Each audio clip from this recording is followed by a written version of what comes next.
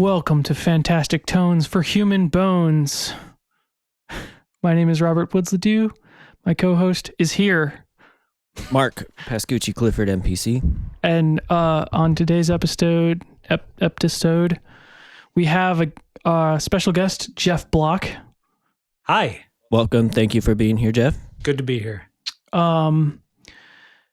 Today's episode, we are going to be doing another Bandcamp recommendations episode, which for Bandcamp's monthly event where they are waiving their fees for artists.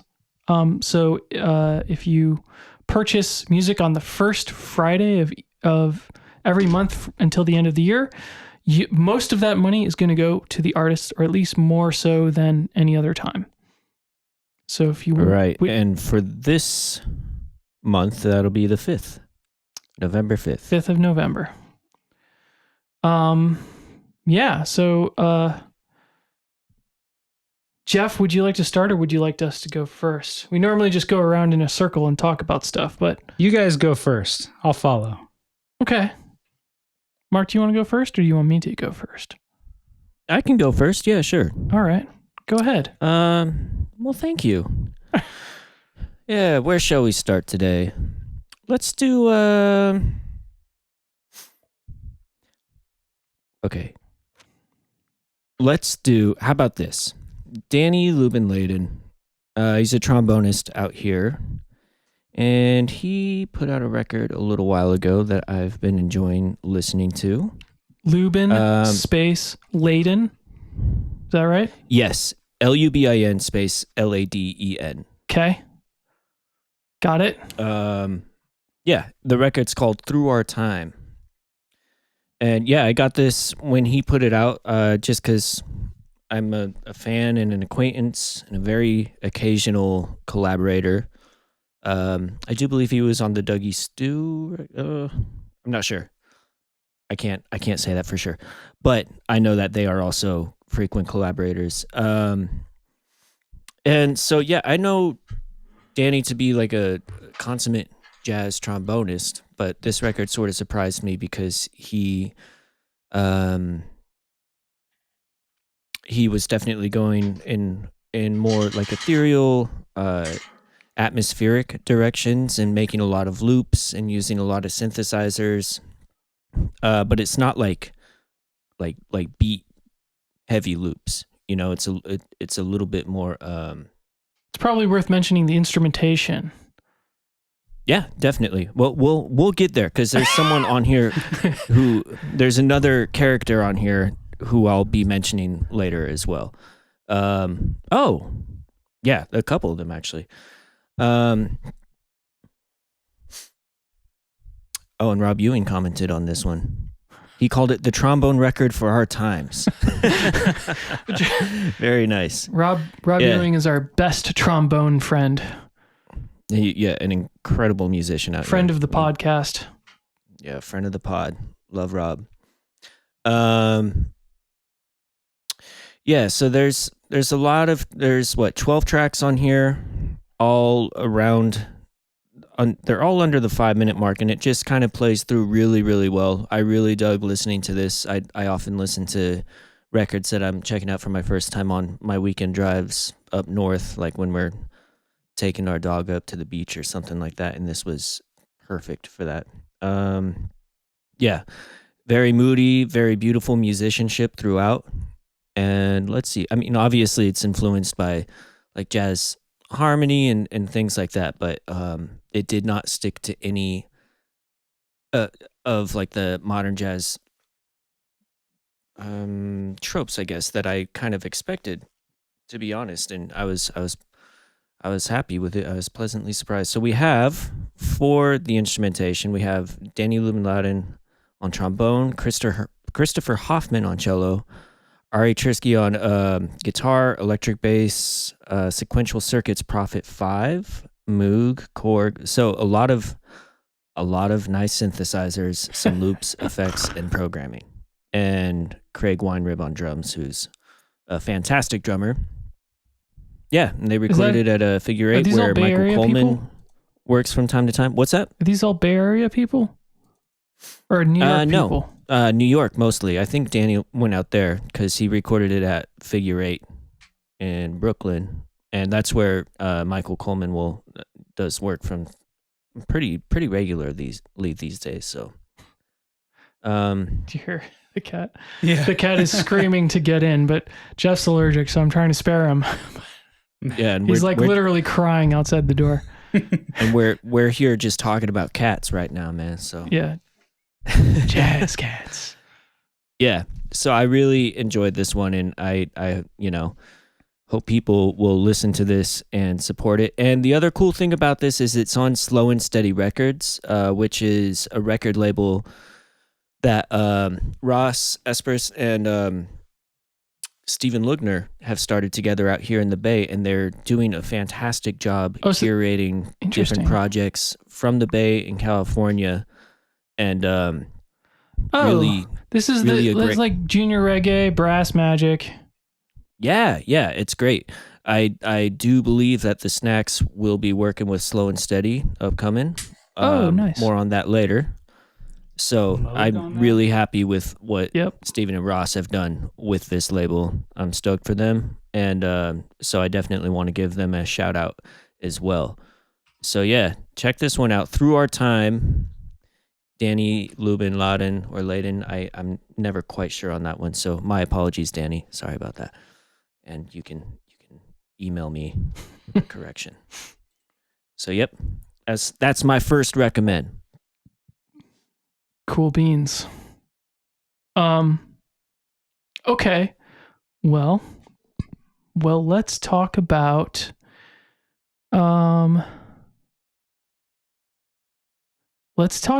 Solo Contra by John McCowen. Oh, hey, yo. So before we get into this, is this just based on a list you have here? These are so just for everybody, I'm currently looking at my Bandcamp purchases. Yeah. And I'm just picking something that I feel like talking about at the moment. Love it. Go ahead. But yeah, I have a lot. You see, I'm looking over your shoulder. That's why I'm seeing a lot of albums here. That's why I'm curious. Yeah. You're just picking off the cuff. Yeah.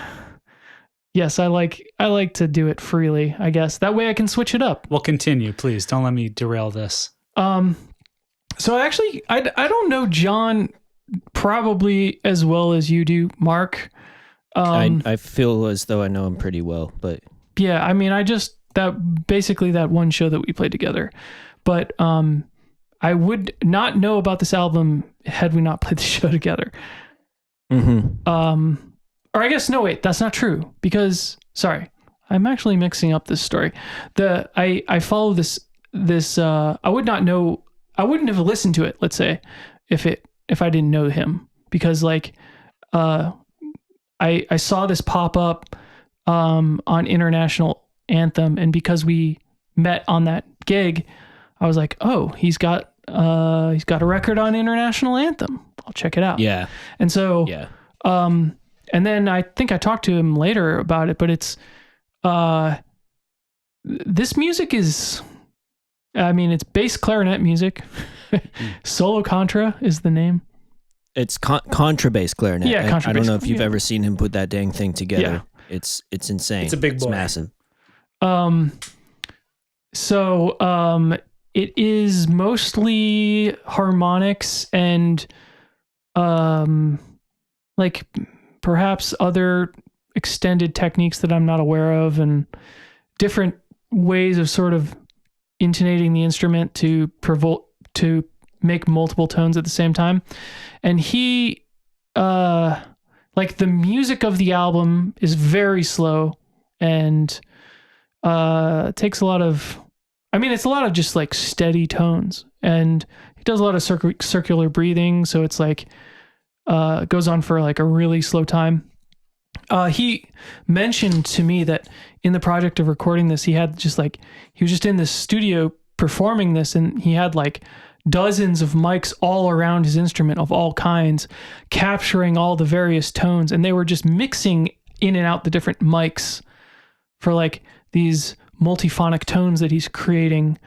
I mean, I'm not a clarinet player, but I imagine a lot of those tones come out from all over this instrument because it's a big, physically large instrument, right? Definitely. And so you got to mic this thing like all over the place.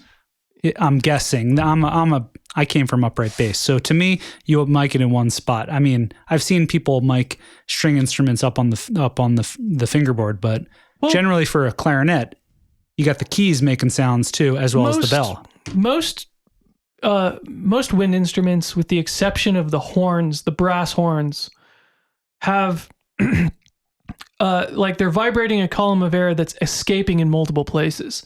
Yeah. So, depending on what note you're playing or how you're playing it. So it's like, the absurd thing is that most of the time wind instruments get mic'd just with a single mic because it's giving preference to a certain. And with this guy making harmonics, I'm imagining them coming from all over the place. Yes. Yeah. So they really wanted to capture that for this recording, and they did an excellent job. It's really, it's solo instrument, so it's like nothing else but a contrabass clarinet. And there's only 3 tracks, but it's still a long album, like because the songs require a lot of patience. Because they're so slow moving. That third track is 16 minutes. Yeah. But it's beautiful and it's really great. And it's like, obviously, like if you just imagine what he's doing, it's actually really mind blowing. I made a comment here. My comment is: listen to this one with your eyes closed in a quiet space with good headphones. That's a good call. It's not like a drive-in with the windows down record at all. It could be. I don't want to turn anyone off from doing it that way. I don't know. Well, I feel like maybe the wind would just blend in with everything. You'd have to blast it and just experience as a whole. That's what it is at the time. But I feel like what you're saying, because especially as he was describing to you with all the mics and everything, I think you want to hear as much subtlety as possible. Yeah. But it's a feat of instrumentalism and a great album. Interesting compositions. So, can I just talk a little bit about my experiences with John? Just a tiny... Yeah, I don't know very much about him. Well, the most that I do know about him is from when my wife Crystal and I were in a residency in Lashihai, Lijiang, China, which is like southwest rural China. We invited John, and he came out for a solid month and a half. Whoa. And I got to know John pretty well, just as John. He would play sometimes, and I even at that point was starting to throw him some of the snacks chart for him to just shed, because he only had his B flat. He didn't bring his contrabass, right? But for the most part, he would spend the entire day working on these beautiful scores in Illustrator. And so he was generating scores for solo B flat, and I believe for contrabass. I don't remember. Just using Illustrator, working extremely hard, and then he was just like the most chill, funny, down to earth, like beers and smokes and just talking shit about whatever. You know what I mean? You wouldn't catch any of the vibe that comes out of this music just from like kind of hanging and chatting with him. Vibe in terms of like intensity or trance or something? What do you mean? Well, he's so chill and down to earth, and there's zero pretense with him. But he's an incredible musician. Yeah, he's amazing. And I'm so, he has since moved to New York, and I'm so glad to see how well he's been doing. I've been hearing about him left and right. Things are going super well for him out there, but I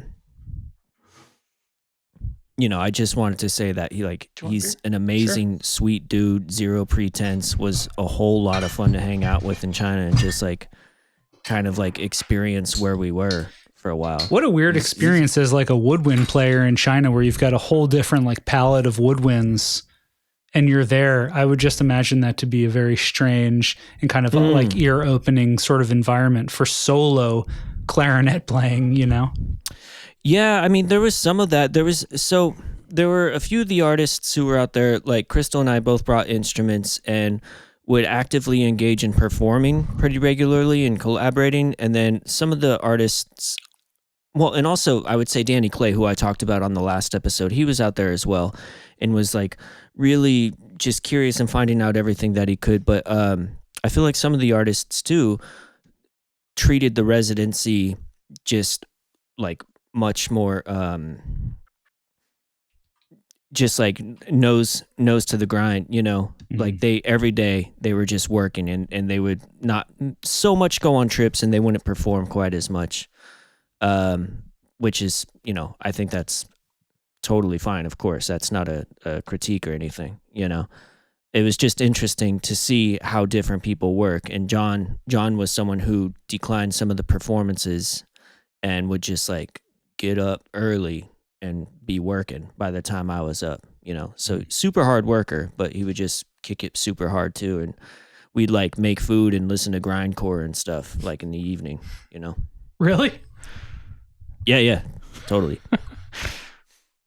I mean, he comes from like a hardcore background, you know, touring with punk bands. He's one of the people, like, obviously, like, I met him and then he like moved almost immediately out of from the Bay Area, but yeah, I like really regret not getting to know him better. Yeah, and you just solidified that point for me. Well, good. No, he's a great cat. Good call on this record. Jeff, our guest of honor, what you got? So I'm going with another Oakland band for you guys called the California Honeydrops. Oh, yeah. Oh, nice. Yeah. And it's quite an old album. It's actually from 2012. It's just Honeydrops Live. It's got a really incredible live feel. You know, it's got almost like New Orleans juke joint-ish. There's a bit of a gut bass kind of feeling that's a little bit like thumping without necessarily a high amount of definition. There's really great soul singing on it. I would say that the lyrical soul singing is incredible. The rhythms of it are very like danceable kind of middle tempo stuff. The opening track, Up Above My Head, is just this really amazing guitar, almost like an archtop, clean toned guitar duet with the singer in this like soul, you know, voice. And then it kind of speeds up a little bit with this cover, Don't Let the Green Grass Fool You. Really fun. Feels like a party. Feels like a late night, you know, well-lubricated party in New Orleans that happens to be coming out of Oakland, I guess. Isn't Doug in this band? I was going to mention that he was touring with them for a while, I think, before Bell's Atlas became a bit more of the main focus. So yeah, Doug Stewart, one of our previous podcast guests, was in this band. What instrument? Bass. On bass. Yeah. He's great. I mean, it's super fun. It feels like an upright bass just from the kind of like the tone of it. I can't imagine that it's an electric bass, right? Is he an upright player? He's a fantastic upright player. Okay. It feels like an upright. It feels like the instrumentation is like upright, kind of a sloppy trash kit, archtop guitar, full horn section. There's definitely an organ player.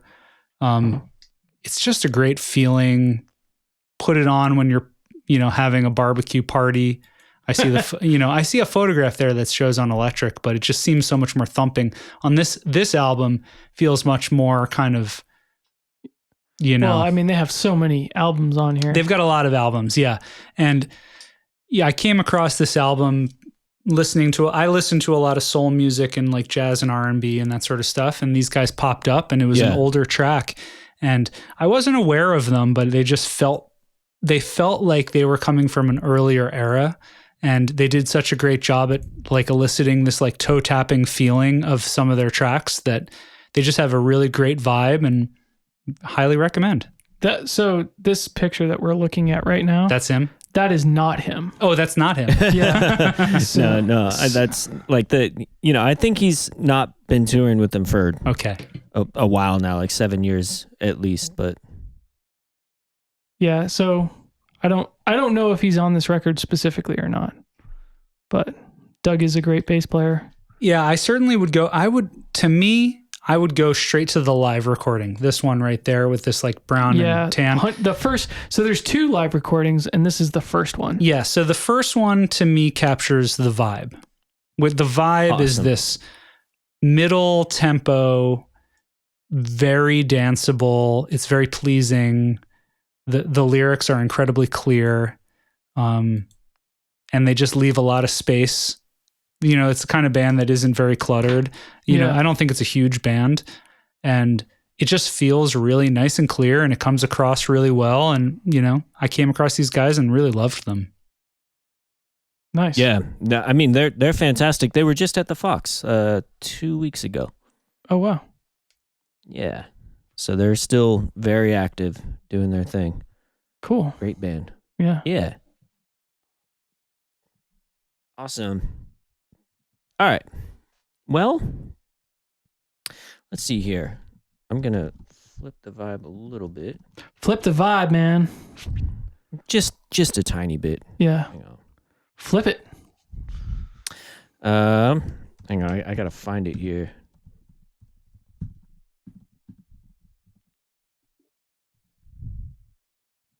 All right. So yeah, I wanted to talk about Chris Alarie just a little bit. There's this record, Bad Year, No Mercy, in particular. And so, yeah. Spell Alarie? Mallory? Alarie.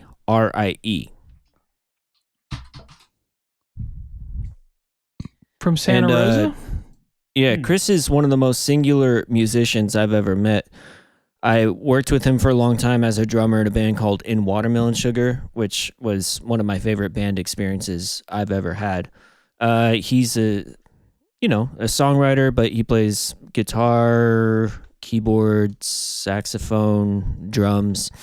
He's someone who will doggedly do whatever it takes to get these songs made at any point in time. And he's a very, very prolific songwriter. He'll just bust them out as an exercise left and right. And he definitely there's like themes that stick out through each through each record. Yeah, man. Let me think a little bit here. So we have theme from Teenage CIA, theme from Knife Alien.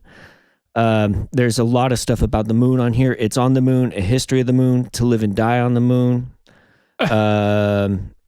Giant Steps, which is a tune that I had played with him in Watermelon Sugar, which is not the John Coltrane composition.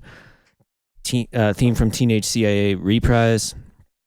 And so the tags are like rock, Bay Area, climate change, country, folk, No Mercy. Yeah, I mean, this is he released it in 2019, so obviously the fires had been really devastating before that. I love the cover design on this as well. The Bad Year, No Mercy. That's fantastic. It's dark. Yeah, this is a metal cover. So I know. Is this a black metal album? What is not at all? What is the vibe here again? It's very eclectic looking. I would say like just creative DIY rock, you know? Okay. He makes like rock and roll music is probably how he would describe it. Sure. Yeah. But it's just all over the map. And he's one of the most prolific listeners that I know of. And I think he has like somewhat of an encyclopedic memory about music. Like I can talk to him about any jazz record and he'll have a lot of insights about it. And same with baseball, same with rock and roll. He like knows so much more music than I do. It's amazing. So, but he can also like get a little dark sometimes, and like that can come out in the writing too. And I love his wordplay, and I love what he does with his progressions. Like it's just like these songs will be similar, but they'll slowly morph like over the course of many songs, and then sometimes he'll just have like these really brilliant long sections that vamp that are unexpected. So yeah, I think it's beautiful writing, and I know that I think he made this when he was living up in Santa Rosa, so like, self-produced kind of thing, but I definitely wanted to give him a shout because I've been fascinated by his music for almost a decade, maybe 12 years now, and he's a really interesting musical thinker and musical maker. So I would recommend for people to check out Bad Year, No Mercy, and just listen to the way that the songs evolve over the course of the record. What's his primary instrument again? I'd say guitar. Guitar. He probably started on a saxophone. He's positioned next to a saxophone here. Yeah. I see a bass. His profile picture's got a bass, a drum set, and a saxophone, and a red device. Oh, I mean, that's like a pretty good look at it all. I do believe that's in the Sleepy Time space that we were in for a while. Oh man, that's Sleepy. I can't. Can I tell you, the moment that I first walked into there, I was just like for some like rehearsal with Beak or like something. Did you not know that it was the Sleepy Time space? No, I didn't know that. And I had been a massive, enormous fan of Sleepy Time Grill Museum for years. And just walking into the space and like seeing their instruments on the wall. Like I've seen them 4 or 5 times live and I was like, oh my God, or what? Yeah, you suddenly just see the long string instrument. Yeah. And you're like, holy, because I had a lot of late night rehearsals in there. And I hope that Dan Rathbun doesn't hear this, but I would like go looking in the files and I would see the original written music for like Donkey Headed Adversary and shit. Whoa. It was incredible. Like I saw their handwritten charts for all that music. Whoa. Yeah. Yeah. Yeah, man. We'll lock this episode up, man. Put it behind a paywall. No, it was really cool to see it. It like hit me hard because I had so many intense experiences listening to that. That's actually really surprising to hear that they had notation for the music to me. Dude. So I mean, we should talk to Chris Alarie about this because he's seen them probably more than you have, and he's highly familiar. And he says that every time. Like, well, can we get them on the pod? Is that possible? We'll talk about this, but there are chances. Yes. Yeah. Okay. Pipe dreams for the pod on the pod. All right. A new segment. Yeah. But anyway, yeah. Going back to it. I think that I'm just like fascinated by Chris's writing and like his workmanship, his musicianship. How prolific he is and like what he does with these somewhat common structures. He takes the rock and roll structure and he recycles it in so many different ways and is inventive over and over again. So it's really cool. Great. Check it out. Nice. Good. Okay. Well, I'll take it in a metal direction then. So there is a band called Elephant Watchtower, which I believe to be a one-man project. Wow. Wow. Looking at the profile picture here. Look at that pipe. With a man with a It's like Gibson? a regular... What is that? It's like a Les Paul. LTD? Or it's a custom, it looks like. And a pipe. Yeah. So, Elephant Watchtower has an album called The Church is at Fault. I guess it's an EP, but the songs are pretty long. So, 3 songs, but they're like 7 minutes and 12 minutes. So, but this one, I don't know, it just really caught me by surprise because I sift through a lot of metal and a lot of black metal in particular. And I would call this ballpark black metal, although it really transcends a lot of that genre limitation stuff. Can we get into these genres of metal for a moment here? Because sure, happy to. How many moments have we got? We're opening up the box, but because like we throw around these terms of metal. Yeah. Right. So there's the classic metal, like, you know, I mean, you can trace the line back to like Black Sabbath. You can trace it back to Led Zeppelin. How far do you want to go? You know, and then at the point which it diverges is also kind of fuzzy because everything in the modern era is obviously influencing one another. But so in terms of the like major subgenres, people would say, so there's death metal. Well, let's leave death metal for a moment. Black metal is pretty clear.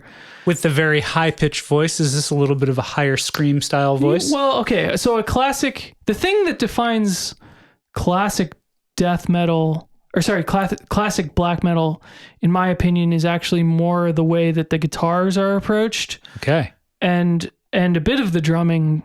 But yeah, the vocals often high pitched. Yeah. Mayhem is one of the classic black metal groups that helped really define the genre. Of course, nowadays everyone kind of touches in the genre and everyone in the genre branches out. So it's like, there's a lot of gray area. But in order to like understand the terms, you really have to understand the origin of the terms, I think. And so like those early bands like Mayhem and... This was Norwegian? Yeah, I believe so. And then bands like Dimmu Borgir or Cradle of Filth. Yeah. There's like the most popular black metal bands I can think of off the top of my head. But really, most black metal bands are like super obscure. Like a person that's really into black metal is familiar with all these like really very obscure things. And that's, I think, part of the allure of that particular subgenre is that like most of it is super obscure. People go by pseudonyms and they're so esoteric. They only played one gig or and it no was gigs. It was in their basement. You didn't have a chance to see them. Yeah. I mean, there certainly is a you scene missed out, but can you sorry, finish your thought, but I would also just for everyone else, can you, when you're done with that, can you just define a few of the main characteristics of the music itself? Yeah. Sure. So in black metal, the guitars, you will like, these are obviously tropes. So it's like something that can be in any kind of music, but if you want to make a black metal song and you use this, then you're right in the correct lane, for example. So it's like for example, the guitars are played open, like not that much palm muting. There's not that much in the way of guitar technical things like guitar solos, or this type of thing. So it's a lot of times like minor chords moved around the neck. It would be like a riff in black metal. It's very common. The drumming, so the drum blast beats. So what? Wait, real quick, because you're about to talk about blast beats. Are the minor chords quickly strummed, like yes, tremolo picked. Sorry. Okay, like that kind of thing. Tremolo, tremolo. Most everything is tremolo picked on the guitar for black metal. Okay. And highly distorted. Heavily distorted, yes. Yeah. It's like so many things I take for granted in just metal. It's like, and the reason why I'm asking you to clarify, so we've known each other for a long time. Yes. And I've heard your compositions on like marimba that I've heard, and because of these like syncopated octaves on the left hand, they've sounded metal to me. Sure. Right? And so I've heard compositions of yours that are not on guitar, not traditionally distorted. They're not like this. They're not tremoloed, but they still vibe as metal. Yeah. And I'm curious. Have you heard Onkos? Yes, of course. Please. Yes. Right. So I'm interested in hearing from you as a metal composer and enthusiast and all this. Like if we're talking about metal as a genre of composition and sound and that sort of thing, like what are we really talking about? Not just in terms of aesthetic. Well, let's talk about the building blocks first. Yeah. All right. So let's go through this quickly because we're still in black metal. Yeah. All right. So black metal, we talked about the guitars. The drums normally have this beat on the drum set that's split between the right hand and the left hand. So they're playing 32nd note triplets or 16th notes, however you want to think about it, where you're going right, left, right, left, right, left, right, left. And the bass drum is either doubled with the right or there's double bass drum doubling the right and the left. Mm-hmm. And this is called the blast beat. Well, it's one of several blast beats. People use different names for different blast beats. This is one of them that is common for black metal. But honestly, even like bands like Mayhem didn't use the blast beat that often. Like a lot of their stuff was just like even backbeat, like smashing away on the cymbal or whatever, you know. Multi-metric, or are we talking generally No. in a downbeat? This is black metal is usually in 4/4. Okay. Maybe fairly often in a triplet groove, actually. Huh. As opposed to a triple feel as opposed to a duple feel. I'm asking you this because I've pretended to be familiar with metal for many years. And so, you know, as someone who's been around a lot of metal, but I didn't come from that metal kind of thing, right? Yeah, so it might sound like it's a simplistic, like I'm asking you to double back, but I could talk about this all night long. No, I'm curious. We could end. And I do feel as though at some point there will need to be a supplementary episode, like entirely dedicated. But that could be like an entire series. You know what I mean? That's So let me go through this kind of quickly because okay.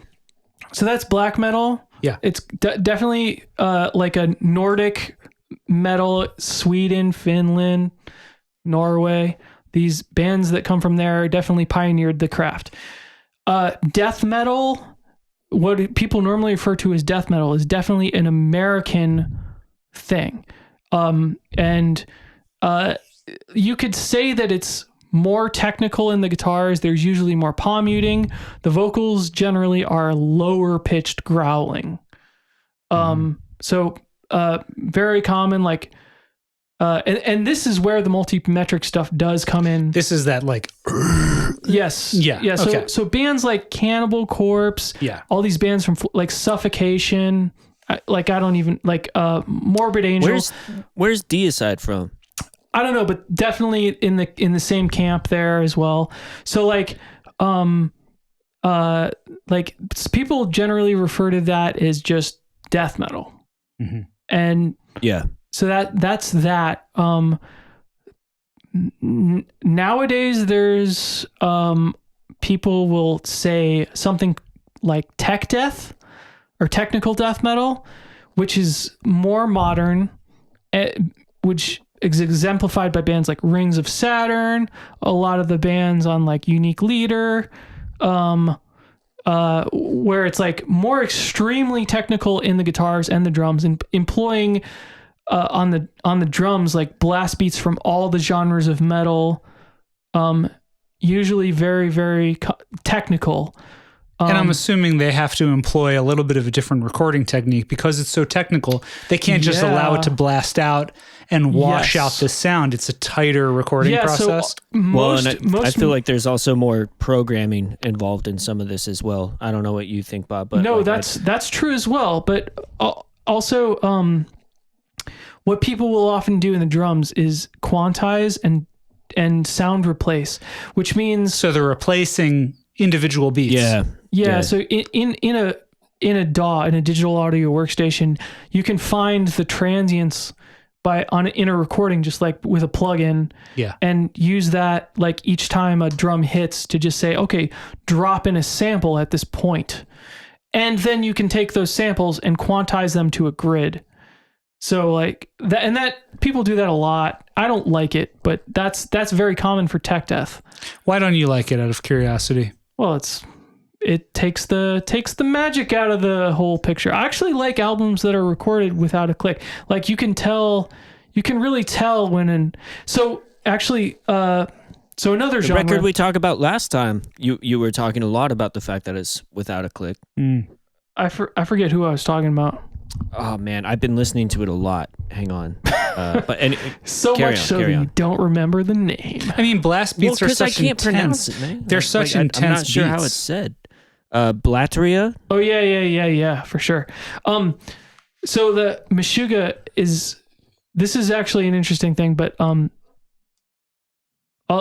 leaving their genre discussion aside for a moment, their newest album, I was like really, really drawn to the track Ivory Tower, and it's got a lot of things about it that I like, but I just like when I heard that track, I was like, oh man, I loved the whole album. Meshuggah is one of my favorite bands of all time, but that track in particular I was really attracted to. And then after the fact, I learned that was one of the tracks, that only track on the album and the only track in years, as far as I know, that Meshuggah has not recorded to a click, because done live, right? Yeah. So if you listen to the beginning of the track and the end of the track, it slightly speeds up over time. Yeah. Yeah. And honestly, that catches my ear. Like that increase in intensity, I feel it. It makes sense that the intensity would multiply. I mean, the beat is inherently very intense. Yeah. Wouldn't you say that anything recorded with a click has a tendency of speeding up slightly if there's energy involved? Well, if it depends on the person, I suppose. I mean, you don't want it to be, you don't slow down in an ideal. Wait, you said recorded with a click speeds up? No. What I mean is, like, in a recording situation, if you've gotten into the studio, you're recording without a click, the energy is there, you're feeling the beans, and like, feeling those beans. You tend to feel like the recordings speed up slightly. Now you multiply that by 10 because you're talking about blast beats and highly intense kind of rhythmic low end guitar playing. Yeah. I mean, I feel like from my perspective, so much what I've heard from Tech Death is at that production style that Bob was talking about earlier, where there's going to be a lot of like automated replacements. It's very rare, in my opinion, to hear that genre of music that's going to be without a click and almost like perfect, because like that's part of the aesthetic. But these guys, but make no mistake, like a lot of the bands that are top notch, like Archspire, for example, a band that is like proud tech deathians, let's say, those guys can absolutely play the music that they're recording. It just goes through this production style. But like you see them live and they're playing the songs. It's not like they can't do it, you know? Yeah. Okay, so to finish my death metal subgenre primer, there's gent. People call it gent, which is the genre that was spun out of Meshuggah. Although I would say personally, and this is a point of contention that I have with a lot of people, that Meshuggah is not gent. But does gent stand for something? No, it's DJENT. Okay, and it's named after the sound that the guitar. Yeah, okay, got it. So I feel like a lot of the bands that exist in that genre, like they captured the sound that Meshuggah was making, but the actual intricacies of the music were totally ignored. So it's just really replicating the sound of the music, and that's taken on its own life, and it's spun up its own sort of subgenre that features basically a lot of backbeat and like syncopated rhythms with very low guitars, like 8-string, 10-string, whatever you have. And but that was really, in my opinion, missing the point of Meshuggah.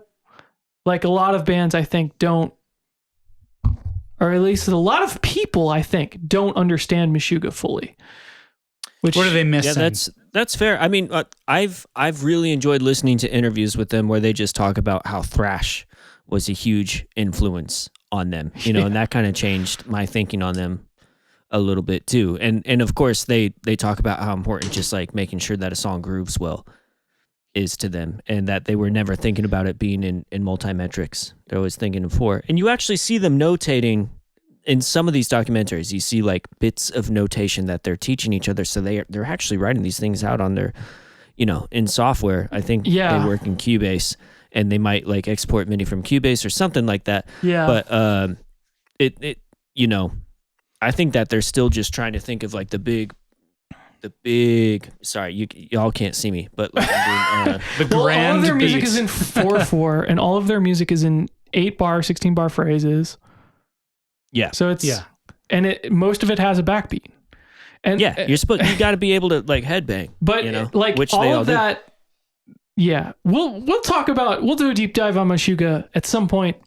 Maybe not right now, because there's still more subgenres to cover. Like for example, prog metal, which maybe comes up from Dream Theater, or bands like that, or maybe from Frank Zappa originally. Like it's bands that take that but kind of walk the path of metal instead of more like rock, I guess. I don't know. But would you say so? You would say Zappa would be more in this prog. he definitely. Well, Zappa was early on the very complicated rock music. Of course. And bands like Genesis and Yes, I think, come later. And I don't think that they would say that Zappa is not an influence on them, but Of course. Yes. I don't think that they would say Zappa is not an influence. Fair enough, dude. By the way, are you two familiar with The Lamb Lies Down on Broadway? That Genesis record? no. The Lamb Lies Down on Broadway. Either of you? Is this Oh my goodness. Is this a Peter Gabriel? Yeah. Peter Gabriel's early still Peter in the band. Gabriel. It's the absolute. I love this record so much. I've always thought that if I could go back in time and see like an art school performance of Peter Gabriel with them, that would be amazing. And that era is it too. Like Yeah. that's when they were doing like full costume performances and like, I mean, it's absolutely bonkers. And the writing is so good. Yeah. It's amazing. It's so, I you know, anyway, that's just a quick aside. I personally love the record, The Lamb Lies Down on Broadway. I think it's like a masterpiece. I'm going to put that one down. The Land Lies Down on Broadway. By Probably Genesis. not on Bandcamp. Highly doubted. Okay, so hardcore, which is maybe coming out of punk rock, going back to maybe the Sex Pistols, who knows? Mm-hmm. But like bands like Dillinger Escape Plan or Oh shit, that's that band I was trying to remember. They were Like great. a couple, like Speaking where of I like multi-metric. I was in the mosh pit. I was telling y'all about it a couple recs ago. You know what I mean? And I got my ass like handed to me in that mosh pit. yeah. That was intense, man. But anyway, I would argue that a hardcore mosh pit is a whole different scene than a death metal mosh pit. well, either way, it was like my first mosh pit experience, and Yeah. it was fucking bonkers, man. I like immediately tripped on beer, and like 8 people fell on me, and I thought I was gonna die, and then I got out of there. But anyway, Okay, so that's maybe hardcore, a good example of hardcore. And the thing that exemplifies wait, but for hardcore, wouldn't that include like Minor Threat, Bad Brains? Like there's a lot going on in DC. Because people as well, too. use different. This is where the names start to get really murky, I think. Right, but I'm just saying I don't know if Sex Pistols is like the best example of what hardcore is. Just like 30-second songs. No, they're classic punk for sure. But oh, okay. I thought you were. I'm just saying that maybe that it grows into one of the things that punk spread, like as it grows like a tree, one of the branches becomes hardcore, you know? I see. Got you. Maybe that's maybe just one thought, but I mean, I think you're 100% correct. Yeah. But like a lot of the things that are exemplified by this music are like scream, like very like high pitched screaming, which is distinctly different from the high pitched screaming that you would hear in black metal. It's more like black metal is like in your throat, and hardcore is like your whole body screaming, you know? Yeah. Like using your really screaming from your gut, but still high pitched. And perhaps like the guitars are usually played open, like there's not a lot of palm muting. It does get technical, not as technical as death metal or tech death on the guitar, not as controlled at least. And in general, the music is much more high energy, like way wilder. I think. From my knowledge of what I consider hardcore, which is definitely like straight from the roots of punk, a lot of the aesthetic is like you just want to be playing the music. You don't have to be a trained musician. Like you can pick up a bass and just like get in there with the band. You can be in the band. Some of the music is very complicated though. Some of it, yeah. But a lot of it I feel like is just like going through like two progressions fast as hell, getting through your lyrics in like 2 minutes flat tops. Yeah. You know? So then this blends into another genre. So there's this subgenre name that I'm about to say has, I would say, multiple definitions. One definition is very closely related to hardcore, and that it's it exemplifies, I think, like these short songs, like maybe 30 seconds, a minute long, something like that. Just a couple of riffs, really quick, but like many of them. So like an album would have 20, 30 songs on it or something. Right. So grindcore is the genre. Subgenre name. So here we go. But and sometimes this genre, the vocals will be, instead of the high pitched screaming, they would be the low growling. Now, sometimes people in the modern era will say grindcore and will mean a completely different subgenre than what I'm currently describing. That will mean like a band like so there's another subgenre called slam, which is kind of similar to, it's kind of extends from death metal, but like it's like slow, groovy, palm muted riffs and super low pitched down vocals. So like this is where it like sounds like a pig or whatever. Very common in the modern era. There's a lot of bands like this. Some people will call that grindcore, and then there's another kind of like that extends to like there's a blend between that and this hardcore thing that I'm describing. So it's like somewhere in the middle there is grindcore. Couldn't really like pick it out of a hat for you, honestly. Yeah. There's another genre called deathcore, which is also a very modern genre, which is more complicated, like more tech deathy, but still that kind of like super dissonant, almost like no actual consideration was given to the notes at any point. It's all just like treated like a percussion instrument almost. And that's sort of related to grindcore somehow. And then there's a few others like melodic death metal, like In Flames or like Arch Enemy.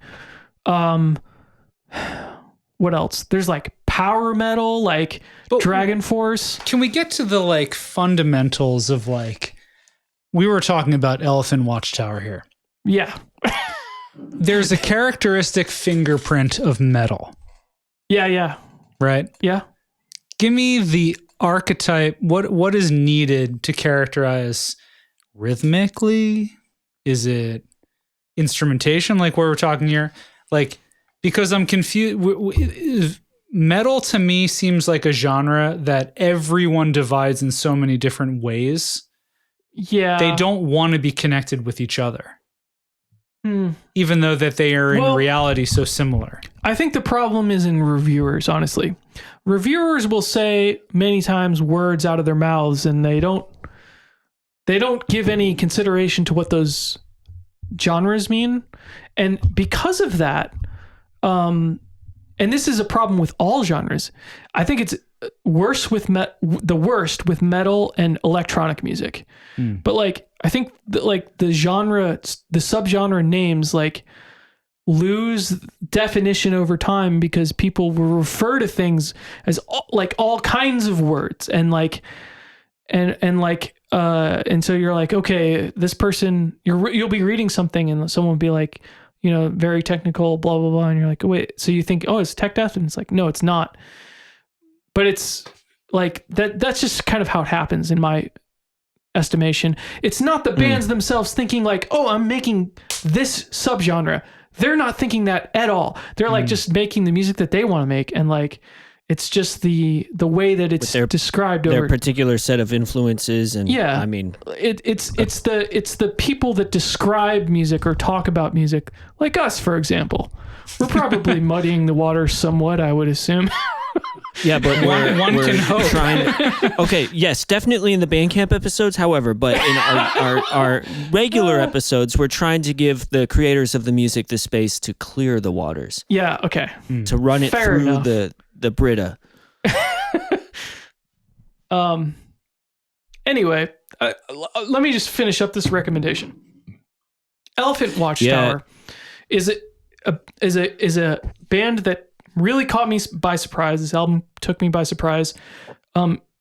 It's way more technical than I expected it to be. The compositions are really quite elaborate. I wish there was lyrics. Oh, there are lyrics. Oh, I'm so amazed that there are lyrics. I'm going to read these later. So obviously this has got something to do with like maybe not liking the Catholic Church. But so real quick, it says under the profile picture, it says it's a one-man Christ-centered progressive death metal from Ontario. So maybe it's someone who has their own relationship with Christ, but like hates what the church has done, and that's why there's like the church is at fault, like the hypocrisy that is rampant in a lot of the Christian sects. Well, but anyway, This is an ongoing theme of metal, though. Well, not necessarily. Like, so a lot of early metal is certainly like, like Deicide, this is actually for instance, this is a more current trend where there's a lot of actually Christian metal. Like, for example, Batushka. Batushka's mine. Batushka. Yeah, no, Batushka or Batushka. This is your own. I made a band called Batrushka, which is. You're citing your own music now. No, but the band Patushka, I'm making a joke on the band Patushka, which I love. I love Patushka. Like, I did it because I thought their music was actually fascinating, but they're literally like making just religious music, but it's metal, it's pretty fascinating, honestly. Yeah. And I'm like reading what I can from this record, The Church is at Fault. I'm curious to listen to it. So this, because these compositions, this is maybe my first time seeing someone that's like so forwardly like taking on, like I am a Christian, but like they're repping their beefs with the church through really intense metal. So I'm excited to check that out. That's interesting. Yeah, so this album is it's really beautiful. Like there's like it like opens up and there's like all these overdub guitars and like these elaborate tapping parts that happen, and it's like, and it really lets things sit for a while sometimes, and it's like it's complicated, but it's like it doesn't move very quickly. So the compositions are really like sound very like they're long. They feel long, as you listen to them. And so this is like it's really a fantastic, like it's only 3 songs, but a great album. And it's it's pretty heavy too. Gotta be. Heavy, brutal. Because we were trying to get to the root of it all. Yeah, and maybe it's just a feeling, but this is another discussion. But I would argue that heavy, like saying that something is heavy, is like saying something is funky or something is bluesy or jazzy. Yeah, it's just like this. It's a very esoteric concept that like is exemplified by things that you can imagine in music, but it's not specific to those things. Yeah, but when someone says something's jazzy, right? Like, at least I can speak to that from a little bit of personal background. Like, there are fingerprints to something that's jazzy, improvisational, chord structures and patterns, of course, right? Yeah. Dominant 7 movements, right? We see this with like jazziness, right? Certainly in soloists, you can see jazzy soloists in the way that they play. And yeah, but to use that adjective jazzy is like, it's like you exemplify this idea, and this idea itself, its essence is abstract. Yeah. Yeah, and there's I mean, but I agree with you that, you know, I get a little I've been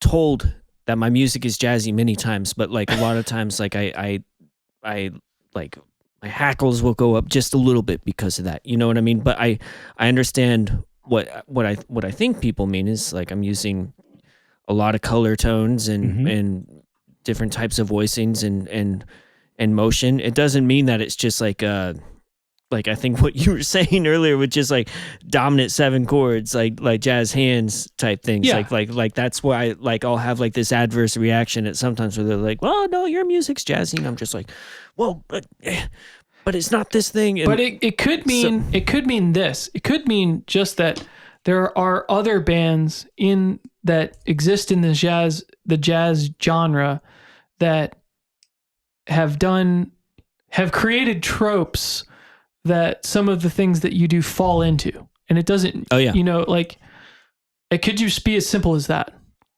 Oh yeah, definitely. Yeah. And I've come more and more into terms with that. Even in fact, last night, Saki and I were talking about some of like, we were talking about like studying with people like Theo Bleckman and John Hollenbeck, and she was like, yeah, you're I was saying something about where I was coming from in certain pieces that she was talking about, and she was like, yeah, but your music's jazzy. And I was like, all right, right on. I cannot argue, you know, but yeah. Anyway. Yeah. You know, what you were talking about with reviewers earlier, I actually thought about Saki, like from our conversation last night. I was like, it'd be really awesome to have her review some different types of metal records, you know, and just like have her take on it. Yeah. Well, but anyway, we mentioned this like in passing on the podcast, but we had a really, really long discussion about metal, me and her.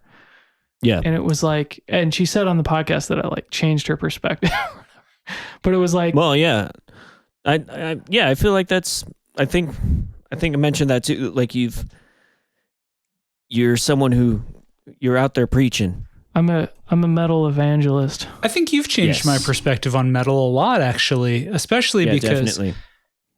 You know, and I was speaking before regarding like instrumental music or classical music and things that can overlap to this idea of metal as a like overarching musical aesthetic, that something can have the characteristic of metal, but could be classical. Like we've played music that's instrumentally far from this sort of recording, right? Yeah. And I've also heard other, you know, for example, jazz instrumentations that are playing metal-ish, right? Or metal feeling, right? Yeah. Oh yeah. Well, that was new to me, certainly. Before I met Bob, I had listened to an interview with I guess before I talked about metal extensively with Bob, I'd listened to an interview with Craig Taborn, the pianist, and it came up that he was a metalhead, and he mentioned Deicide and like the blog Invisible Orange, and so that was where I started digging in. I was like, wait a minute,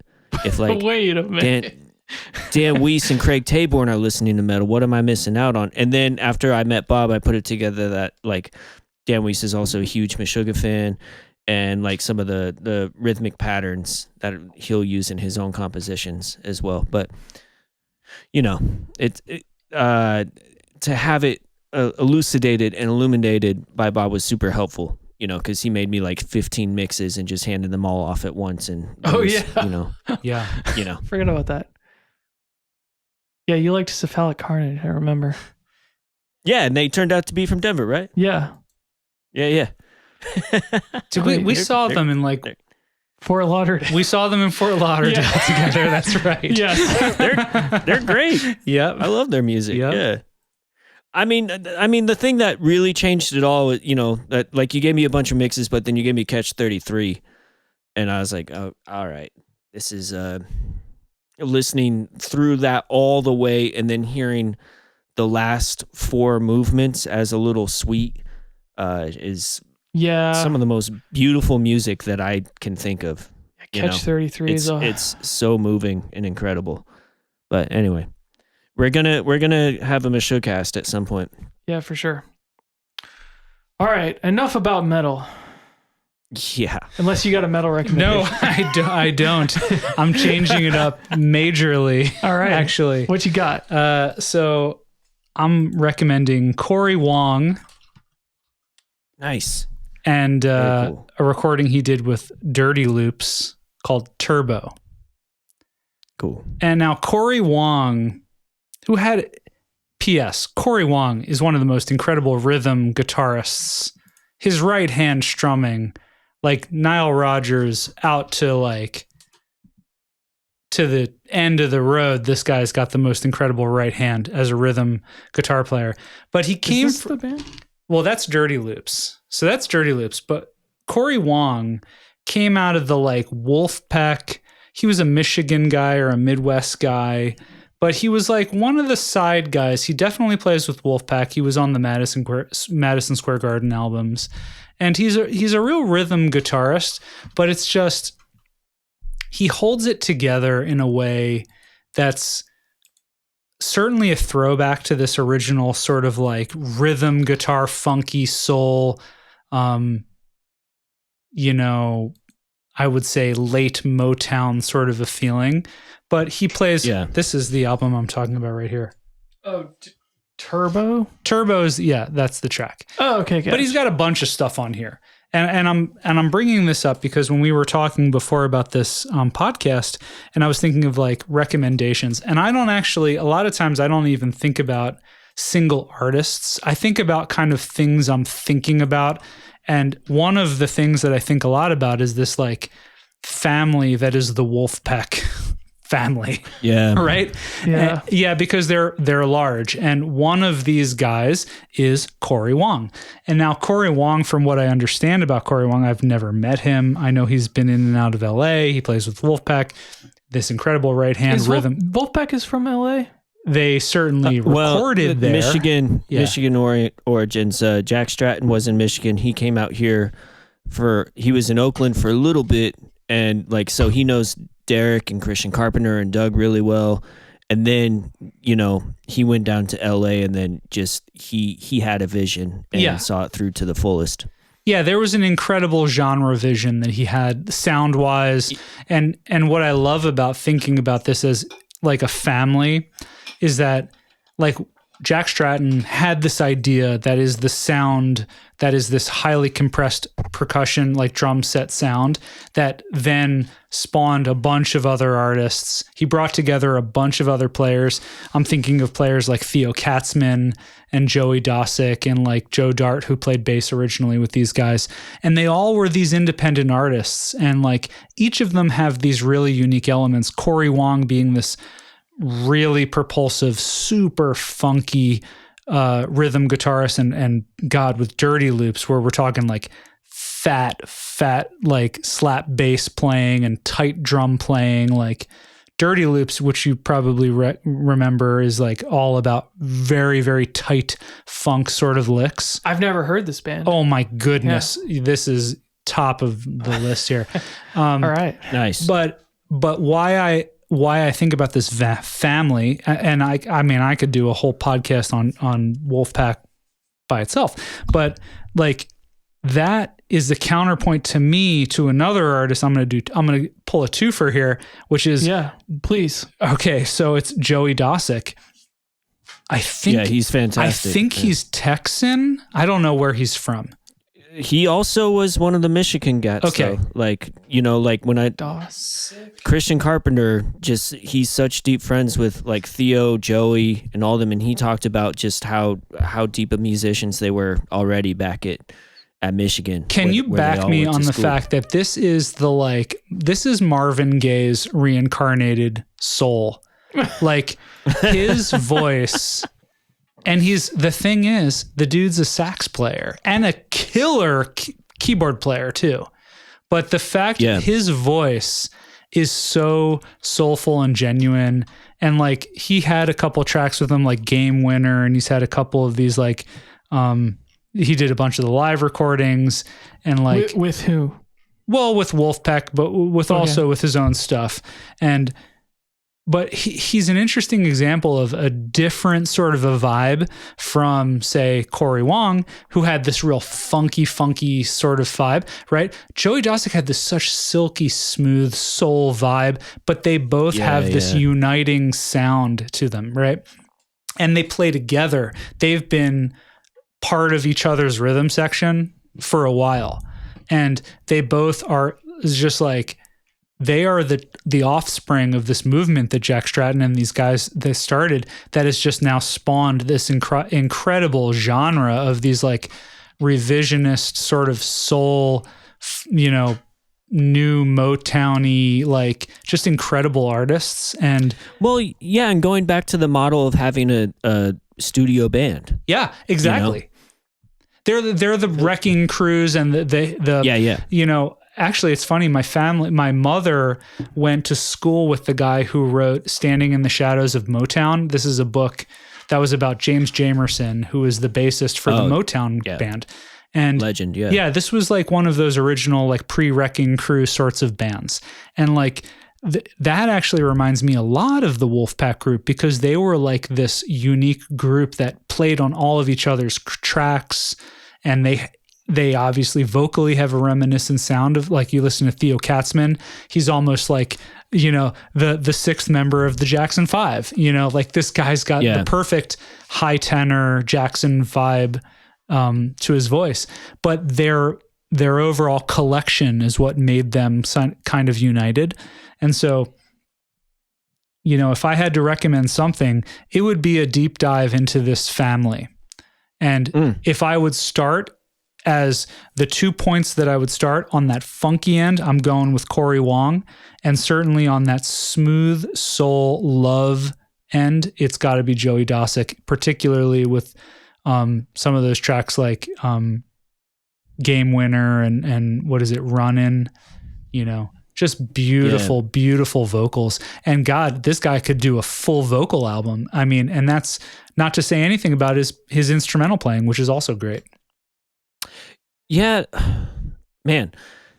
So I had one interaction with him, and he showed me, like, I was like, man, I really dug this chord, and he's like, yeah, it's called the classic, and it's like where you put it's a sus chord where you have the root, and then like you build a triad off of the flat 7. Yeah. Or like I like to do a triad. That's a great name for that chord. The classic.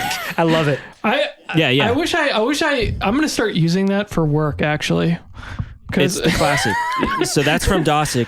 But also the other thing that I wanted to mention, just because I'm very close friends with people who spent so much time around them, Christian Carpenter, again, going back to him, he said that Dosik, he's known for all the stuff now with the Wolfpack family, but he said that people don't know that he is one of the best saxophone soloists. Yeah. Like just in jazz, like straight up, like he said, like he was probably the best one that he had heard at school, and just like blew him away consistently just as a improviser, creative thinker in the jazz realm. And then they all just I've heard him on alto, and like reminds me of Eddie Prendergast. He's like and such an amazing bass player. Eddie was nobody knew he played bass. No, that was the funny part, because Eddie was such a great front man. This was in college. We had a guy who had kind of a soul funk band also, but like Joe, what was his name? Eddie Pendergrass. He had a band. But he was not Teddy's son, was he? No. Okay. Yeah, he was actually. I don't know where Eddie was from. Was it Richmond or Hartford or something? No idea. I don't know. Okay. But like Joey, his playing, what's so funny is that he doesn't get the moments. And what's funny about like Wolfpack is that they'll have tracks that'll have featured or like virtuosic like woodwind moments. Like there's a song called Back Pocket that has an incredible amount of space. Like they have multiple clarinet solos and they are shredding, right? Like they have tracks that allow a bunch of shredding, the Fearless Flyers and stuff. Like they'll allow them, like Joe Dart, the bassist, gets a lot of space to be virtuosic and kind of like, play out and be a little bit forward. But Joey Dosik doesn't really take those moments. He's very restrained. And I respect that actually a little bit more because he adds this like true soul feeling to the band. And so it's not just about chops, because they could easily fall into this pit of just being a chops band. Yeah. I feel like I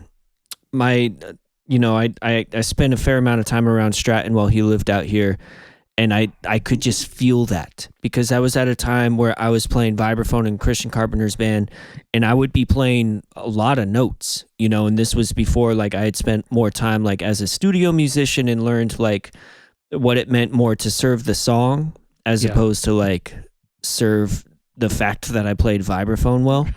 You know what I mean? Yeah. Like to serve my ego in the moment. And I could just feel like Stratton, he'd like, we'd be talking, he'd be interested in some things, but I could tell that he was just definitely thinking about other things. You know what I mean? Yeah. And the thing about Wolfpack and these guys is that, I'm talking Joe Dart, I think a lot about bass. I play bass. I listen to his playing, and he's got reverent songs about like Dean Town. That's like obviously a Teen Town sort of homage, and like notey sort of like crowd pleasing staccato, 16th note sorts of bass lines, and like that sort of thing is a crowd pleaser, right? And certainly like the band has become this like high energy, sort of venue for a lot of bass featured finger picking style playing. But, when you hear some of these tracks like, by Joey Dosik and Theo Katzman and even Cory Wong, where you're not hearing a guitar solo, but you're hearing incredible rhythmic right hand playing, that is an understated way of showing that they actually have, I think, as the role players, a little bit of deeper understanding of soul music and propulsive playing, rhythm section playing. And that's, to me, what separates Wolfpack from just a general like R&B or a funk band. It's that they are a rhythm section and that they're just like an ensemble that is really, they understand where they can take moments and where they can let things sit and kind of percolate a little bit. And they're also deep scholars. They are, yeah. Such deep scholars of the music, and that's always been prevalent in anything that has been affiliated with Wolfpack, and that's what I've like really appreciated about it through the years. Yeah, and like, that just like a deep love for the history and the tradition. They have a love for the history, but they also have a sense of humor about it. Oh yeah, and that's I also think that sometimes when you see their sense of humor, you could maybe think that they're not as serious scholars or they're not paying attention and in reverence of these older styles, but they actually are, right? They just big time. They have the space for it to be both irreverent and a little bit humorous, but also fiercely loyal and thinking in terms of this older style of music. So I think that they really have something, and obviously they've seen a lot of attention, and so they're there. But if I was to recommend anything, it would be to dig into those rhythm players like Dosik, Katzman, Wong, Dart, these guys. That's really cool. I mean, yeah, because I feel like, I've heard a fair amount about Cory Wong, but I personally haven't dug into this record in particular. And, I've checked out some of the Fearless Flyers stuff, but I mean, with Cory Wong, I still have limited listening. Cory Wong, so one of the things that I saw that really made him stand out with me is that I heard a guitar podcast, or it was like it was a YouTube video where they were talking about his like right hand rhythm playing, and imagine like a Nile Rodgers, like, that really fast right hand, like, fast ninth chord, sort of rhythm playing and stuff. And like this guy, like just the taste and how you fit in and play and add to the percussion and the drums of it. Like he's really a highly developed rhythm player as opposed to a lead player. I'm sure the guy can probably shred our heads off, but he's devoted to rhythm playing. And I respect that because he knows exactly what his role is in the band, and he's filling that role perfectly. Awesome. Hang on, my Zoom just freaked for a minute. Okay, we're good. Sorry. I have a question. Is there, because you guys were talking about, this kind of like extended family of the Wolfpack band. Is the Wolfpack extended family, is there overlap into, as far as you guys know, the Lewis Cole extended family? That's an interesting question. I've wondered that myself a lot. I don't think so, but I've wondered about that. Yeah, that's interesting. Again, I totally agree. I don't think so, but I would not be surprised at this point because what Lewis Cole is these are all people in LA, right? Exactly. Yeah. With Lewis Cole, and you actually you introduced me to Lewis Cole years ago. Lewis Cole, to me, his drum playing is a little bit more like stochastic, or like a little bit more tight, and like he plays out a bit more. It's definitely a different vibe than like Lewis Cole versus Wolfpack is a different vibe, but Lewis Cole has I would say an extended family like Wolfpack does, whereas like everyone that's involved with Lewis Cole has their own little projects. Yeah. And the thing is, like, when I think about the drummer that stands out to me in this extended Wolfpack family is actually Nate Smith, right? Oh well, I mean, he plays with them, right?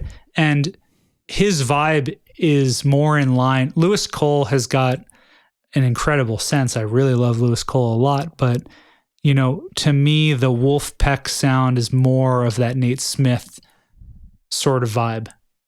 Right on.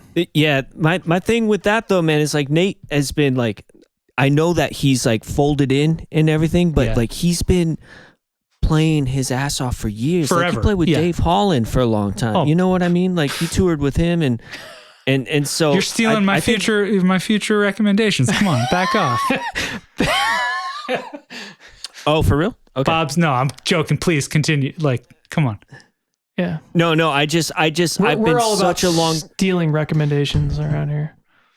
Yeah, I've just been such a long time fan of Nate, and I've found it to be very interesting to see him become a member of the family in a way. You know what I mean? And in some ways, I'm such a loyalist. Like it's hard for me to compare almost anyone to Nate. But anyway. Well, sometimes a role player like that can really fold into the vibe. I mean, something that comes to mind in bass is like with Sting, when Christian McBride started playing with Sting, right? Yeah. And he just folded right in, When was that?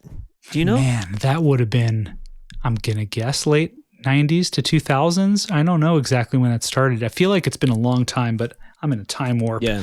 But talk about like shoes to fill. You're Christian McBride, who could fill anybody's shoes, and he folds into a band. He's got a long career. He was child prodigy practically, and he folds into Sting's band playing bass, right?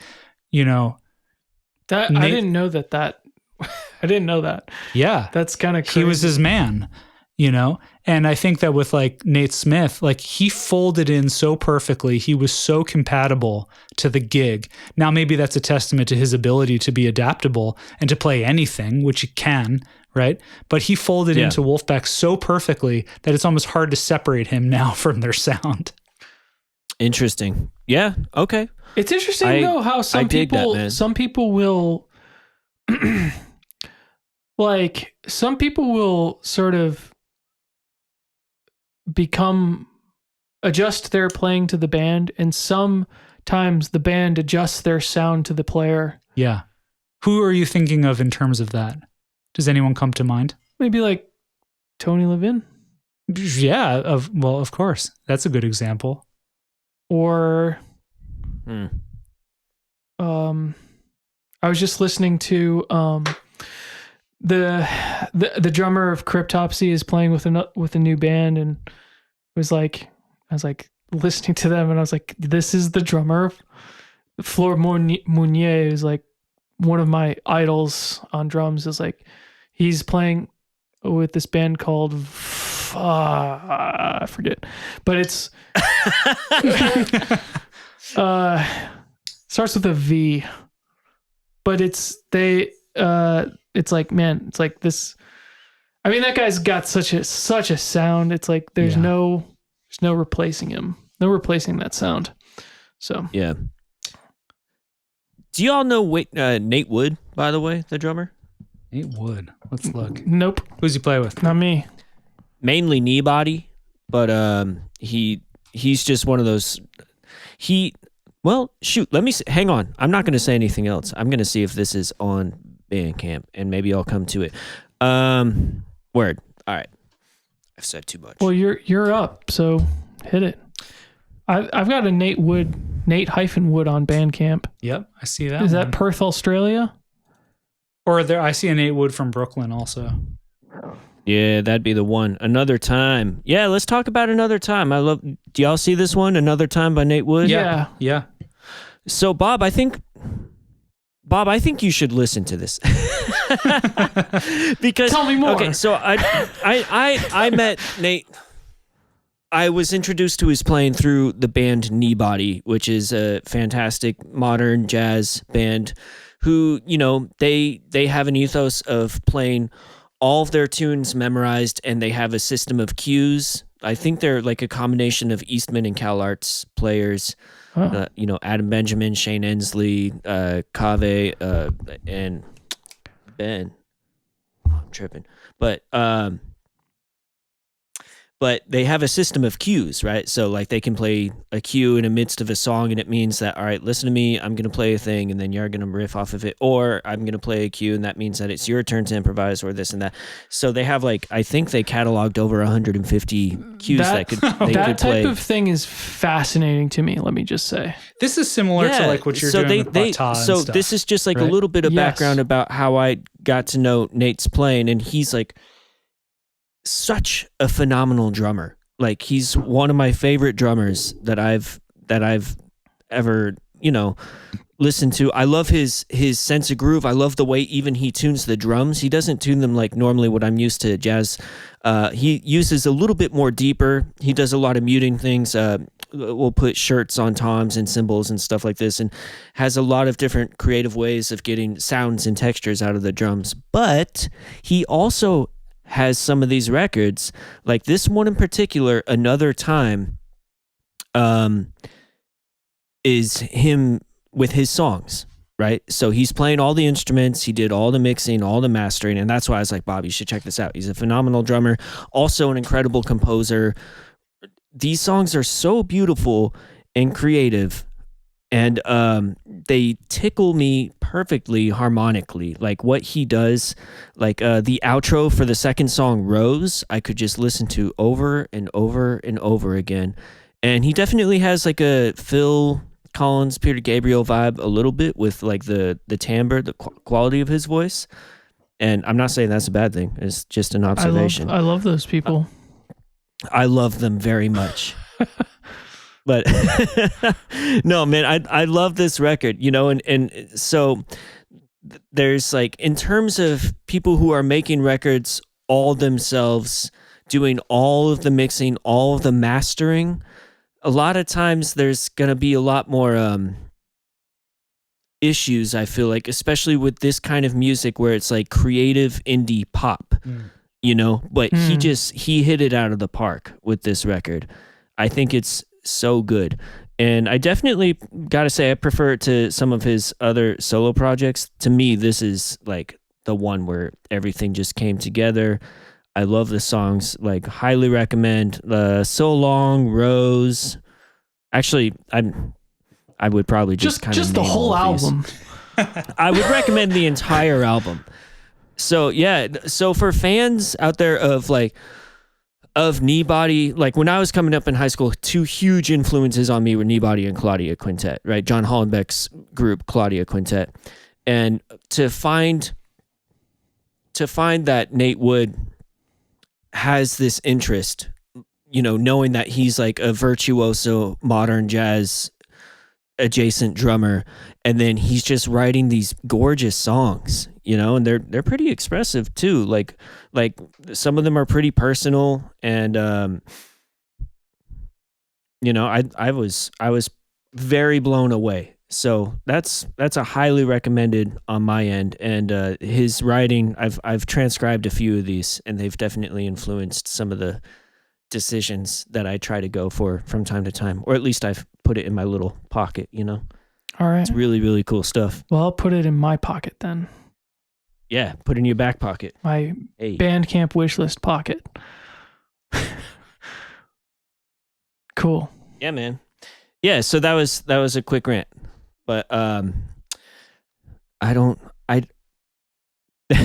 you know how like when you get like sort of a overview of what you've listened to sometimes? Like I know that Spotify does that sometimes. There was 1 year before like I was using Bandcamp heavily, and I think that was like, man, that was a while ago. But it was like mainly this record and I think Chaos Fear. Like were the two that had been listened to the most over the year. Bandcamp. No, I'm talking about Spotify at this particular point. That the platform which shall remain unnamed. Sorry, but yeah, man. But do you guys know Kneebody? Do you know this music at all? No. Shit. All right, go off. That's why we got this podcast. Yeah. Well, I mean, I already mentioned it, but yeah, it's just a quintet of they all compose, and Adam Benjamin is one of my favorite pianists. Huh? It's a quintet?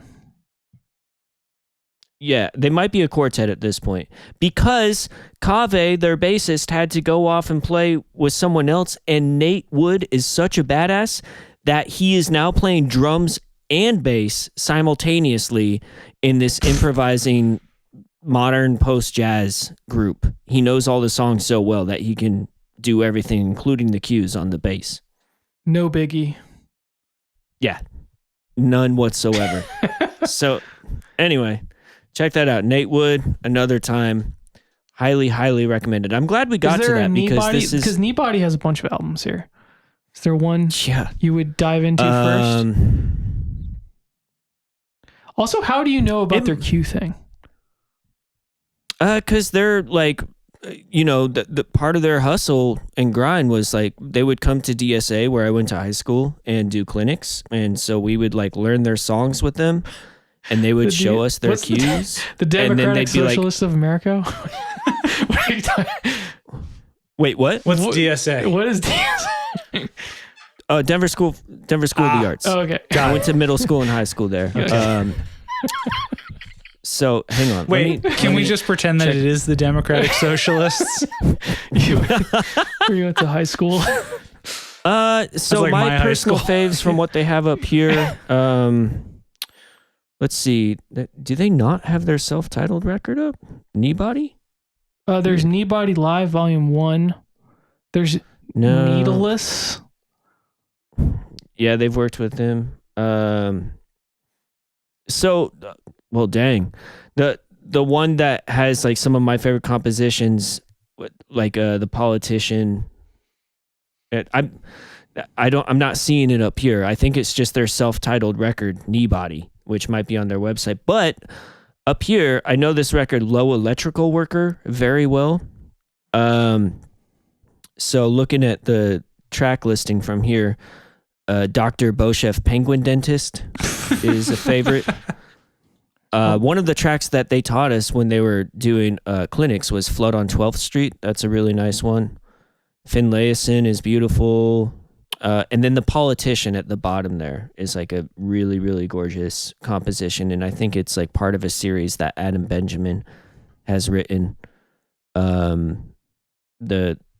The Comedian was one of my favorite tunes of theirs of all time. So, and I believe that's on their self-titled record. Right on. But yeah, so yeah, Nate Wood, Kneebody, there you are. Right on. Okay. I got this guy, Martín Escalante, who I don't know very much about him, but Eli Wallace told me that he doesn't know how to play saxophone and that he's actually an erotic photographer. And this is a solo saxophone record. And is this like outsider music? What is this? Okay, so Wait, can you send a link for this? Sorry. Look at the photograph. The photograph, the album cover is really, it really, honestly, like if you listen to it and like just look at this album cover, I think what you're supposed to do is listen to this record and look at nothing else but this album cover, because the expression in his eyes says so much about how this music goes. Oh, this is a good one, man. So, I guess the best thing that I can say to describe this is that it's like really intense, like crazy, non-stop, like wild nonsense playing. And it's more intense than nearly anything that I've ever heard as a solo album. All right. Can I read what you originally wrote as your review? Sure, go ahead. So, actually, there's a couple reviews I'd like to read. Never mind. I'm going to leave that one out. Okay. So this is Bob's initial review. You reach down and grab the aux cable without asking, as you say distractingly, and have you heard that Facebook's active users are in decline? You know, I've been thinking a lot about this and can't decide if it's good or bad. I mean, obviously, everyone loves to hate Facebook with all the data privacy issues and whatnot. Oh, by the way, have you heard of Martín Escalante? As you speak, you reach for the volume knob and frantically crank it up as you cue up the song Cerebro Metallico. Favorite track, Cerebro Metallico. When did you write that? So, I don't know.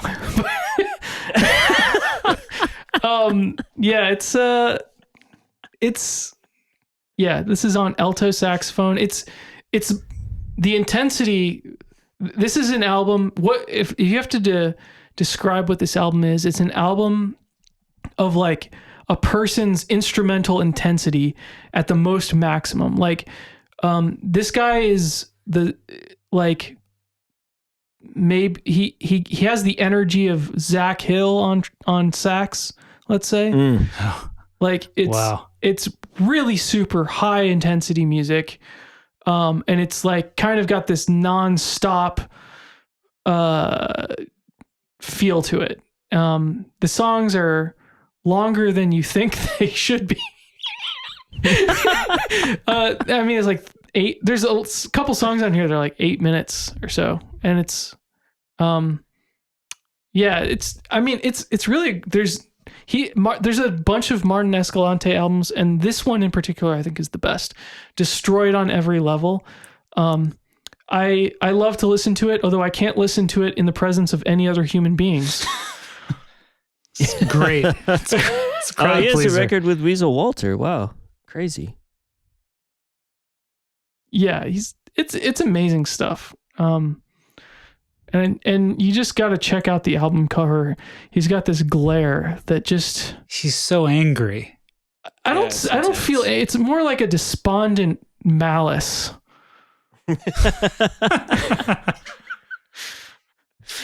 Yeah, definitely. Yeah, Bob, this is one that Bob sent me where I listened through a few times, but it is extremely intense. Yeah. Like I don't think like I just like kept it on to hang with, man. It's bananas. Yeah, it's like you listen to the first few seconds of it and you're like, okay, sure. And it goes on and it's like you're in a minute and you're like, whew. And then you're like 2 minutes, you're like, whoa, I gotta take a moment here. Take a breather. Yeah. Yeah, so great album. And did you see which sax was he playing? Is he alto? Alto, yeah. Okay. Alto. So you're guiding me into my recommendations. It's completely derailed my recommendations here, but it got me thinking about influential alto saxophone players. And you know, growing up, I'm in Philadelphia. Sun Ra was around, and he was a concert that I saw as a very young kid, which was bizarre. What? As a small child? You saw Sun Ra? Yeah. And so like That's cool. it was amazing. a wild concert because it was way beyond what I was really aware of jazz wise, because I was a small child. And like, you know, he was from like Jupiter. This was like craziness, right? Wild. Flash forward, I'm in high school, right? And my second favorite alto sax player comes around, who is very close friends with my jazz band director. His name is Steve Coleman. I don't know if you're familiar with Steve Coleman. Okay. So I could talk for a while about Steve Coleman was active at my high school. Really? Yes, and we played a number of his original compositions in our jazz What? band. This is actually the stuff I'm auditioning for to get to college, right?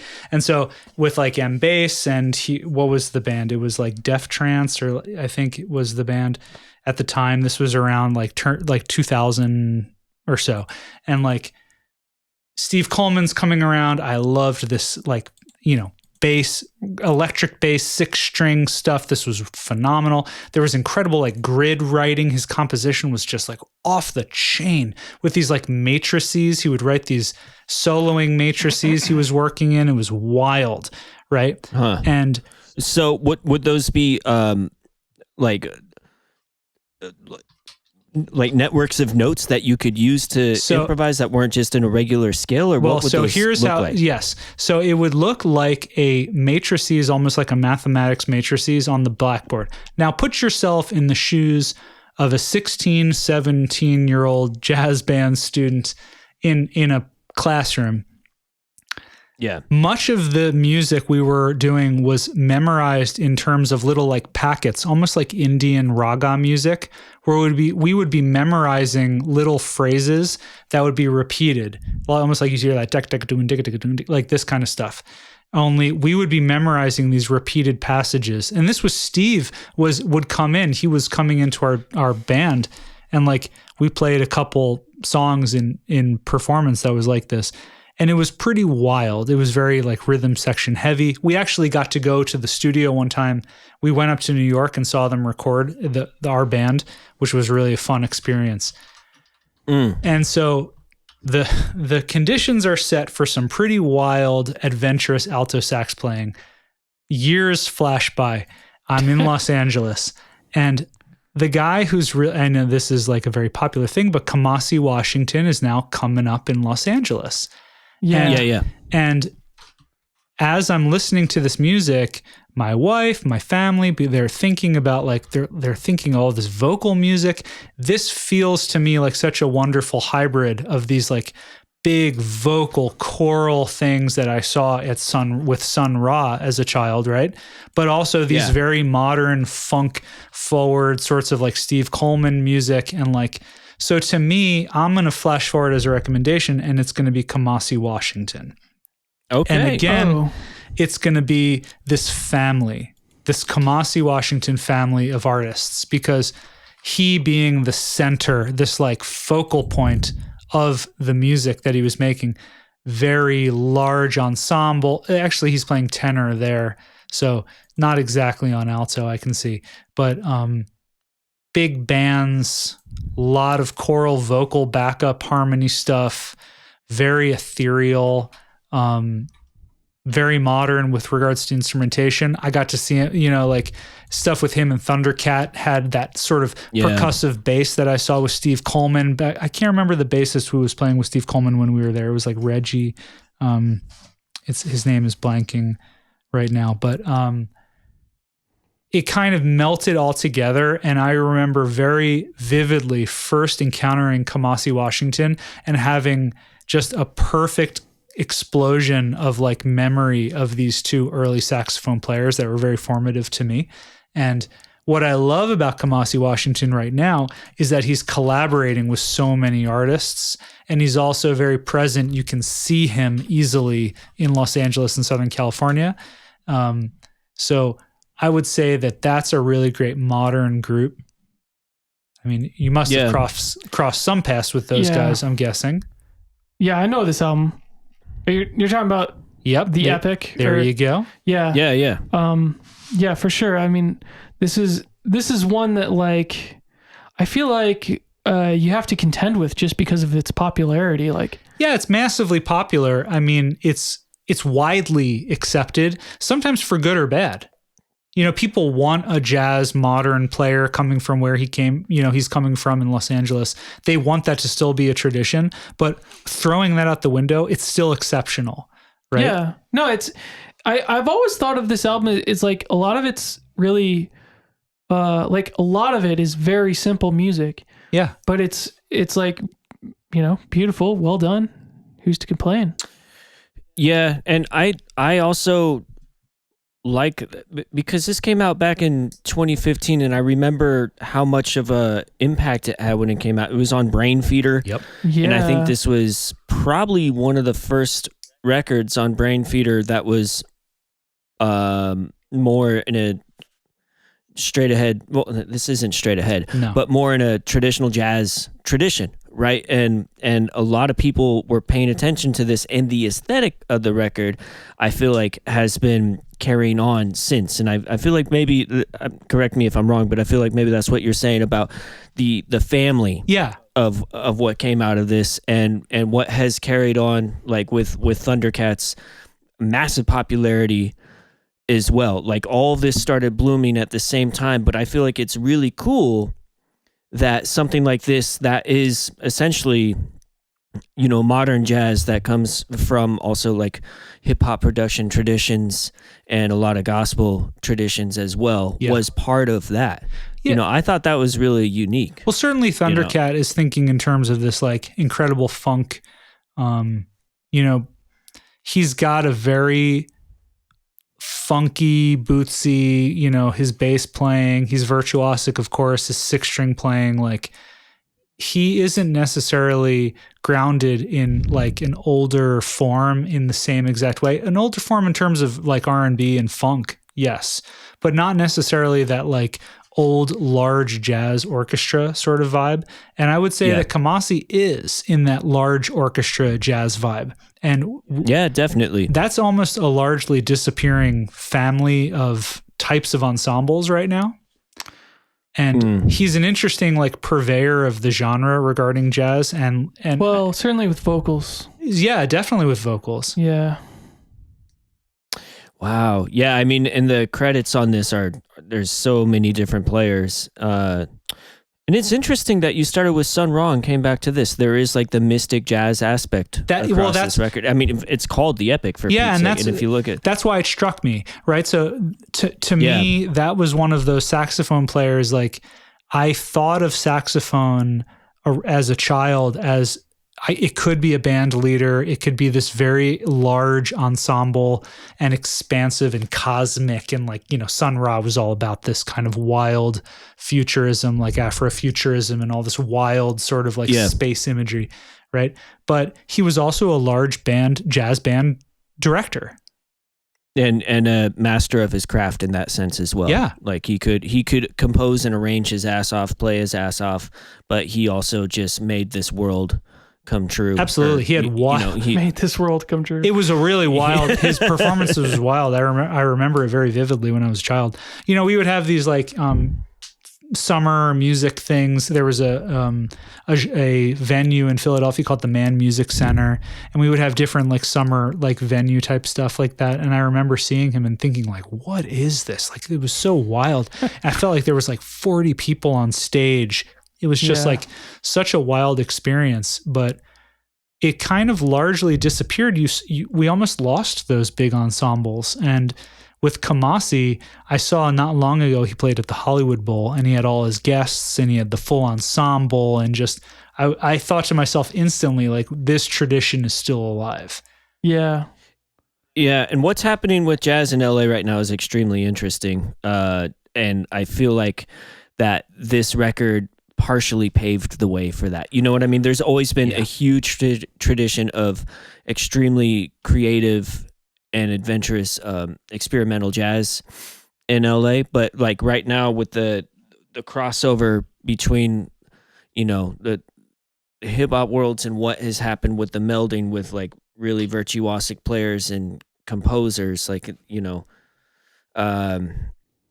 like Sam Wilkes, and Lewis Cole, who we had talked about. Like, there's really interesting ensembles that are coming up, and I think there are more opportunities now for larger ensembles to be a more regular occurrence in LA for this reason. And I do think that what had happened with Brain Feeder at this time was a part of why that is a popular and accepted thing right now out there, which is really, really beautiful, I think. Bringing instrumentalism and live performance back into it in a big way, You're pulling up, Bob, I see you pulling up the Sun Ra I have two things to pause on here in this conversation. So first, briefly, the Sun Ra Arkestra is still active and making new music, even though Sun Ra has passed. Yeah. And they have like these really cool new albums that they're making, and it's it's in the style of Sun Ra. And it's all on Bandcamp. So I'm going to mention in particular the Swirling album, which is like a brand new album by the Sun Ra Arkestra. Okay. Yeah. It's if you love Sun Ra, I mean, like there's some legacy stuff on here too, some old live recordings and whatever. And definitely worth checking out that. Also, Steve Coleman is a very interesting character in my world because, well, first of all, he did an album one time, and I just discovered a fact about this album by looking it up just now. So he did an album called Steve Coleman and the Mystic Rhythm Society in collaboration with Afro-Cuba de Matanzas, The Sign and the Seal, Transmissions of the Metaphysics of a Culture. That's the title of the album. So it's it's Steve Coleman with This Afro-Cuba. is like 90s, right? Yeah. This is Steve Coleman with Afro-Cuba de Matanzas, which is one of the premier folklore drumming groups from Matanzas, Cuba. And Steve in the Coleman, 90s, Josh was playing with him, and I believe he might have been on a trip to Cuba with him. Yep. And so he's credited on this album, which I did not know until just moments ago. Also, who is credited is Sandy Perez, my teacher. Yep. And yeah. So he played in Afro-Cuba Matanzas for years. So Sandy would talk to me about Steve Coleman, but also who also played with Steve Coleman is my padrino Jesus Diaz, who is also my teacher, and he played with his music. Hopefully we'll do a podcast with him soon, but he always cites Steve Coleman as an influence because of how he always says that Steve Coleman opened his mind to really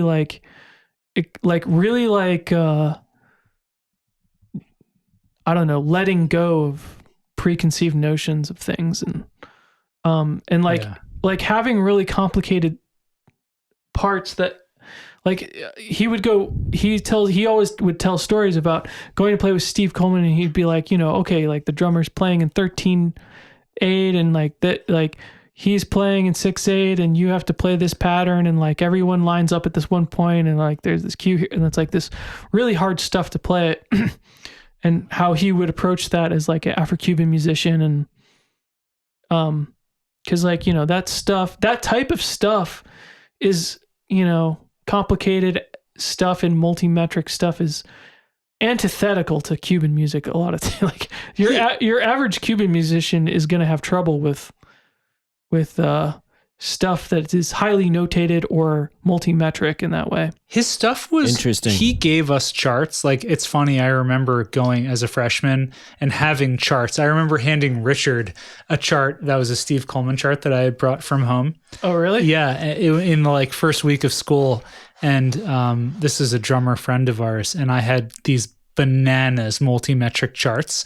And like, what's funny is that I remember learning they're actually technically, Steve Coleman is polymetric because he'll have different players at the same time reading different time signatures. That's right. Yeah, he would. Yeah, they were wild. Like, especially with the bass and drums. Like, the drums would be playing a lot of alternating time signatures, but like the bass would be in a consistent 4/4, like almost like a repeating pattern. Yeah. And I remember learning them when he would come in and we would work on them, and they were most often they were just memorized. Like he would hand us charts, and maybe that's just because we're high schoolers and we can't read this stuff particularly well, right? But like, Yeah. it was a lot of memorization and chanting, like and verbal memorizing of these parts and singing them back. And like he was a very interesting educator when like, you imagine being in high school and you're playing like Duke Ellington songs and we're playing like Steve Coleman music, right? It was really wild,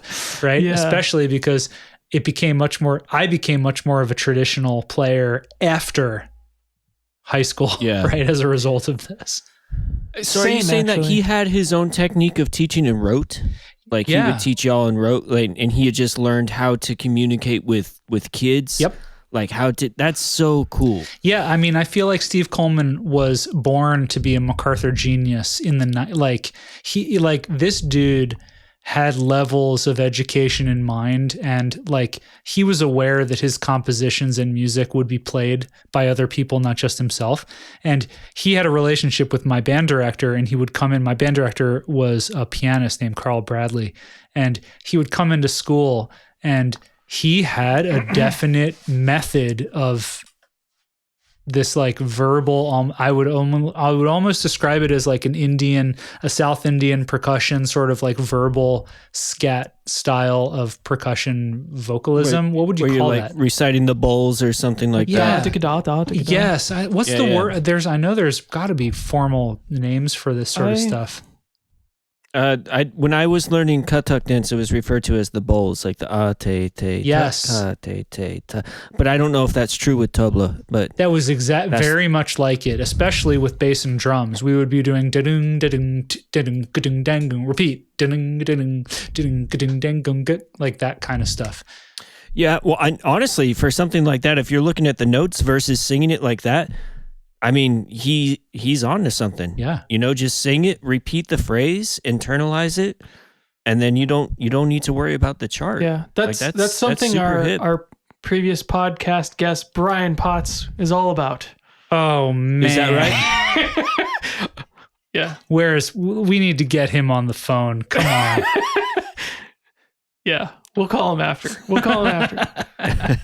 Yeah, wake him up. Well, I know he's on Miami time. He'll be awake He's just getting up. far later than any of us. Come on. Yeah. Getting home from work, ready to go out. That's right. Yeah.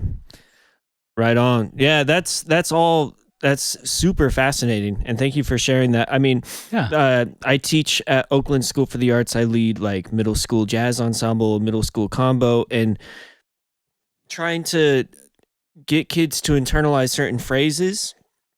Like a lot of it will just be looping, like even getting like, like something like Bernie's tune right now, and I'll just loop that for like 5 minutes straight up. And I'll be like, don't worry about the music right now. Let's just like, we'll clap, we'll sing, we'll do all of that. Yeah. Sorry. You're teaching music and I will, my band director, who was a very progressive band director in high school, who worked with Steve Coleman, this sort of thing, like it was interesting in retrospect, thinking about the ways that he was teaching us. And I very vividly remember our band director filling in a lot of the like surrounding ways to think about a song. I'll give an example that like we would play a song like, Well, You Needn't, right? And like, he would make us like, he would make rhythm section players learn all the words and be able to sing them. And he would put us on the spot where like, as a bassist or a drummer, like he would be like, all right, now Jeff is going to sing, like, do you know how the vocal phrasings of this go?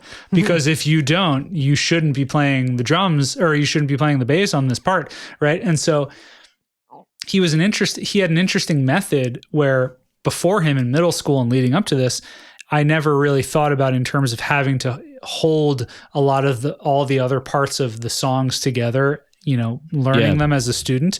But I felt like later, now the expectation was higher, and then I did need to know the concepts and the words and the lyrics and the meanings of these songs as a rhythm section player.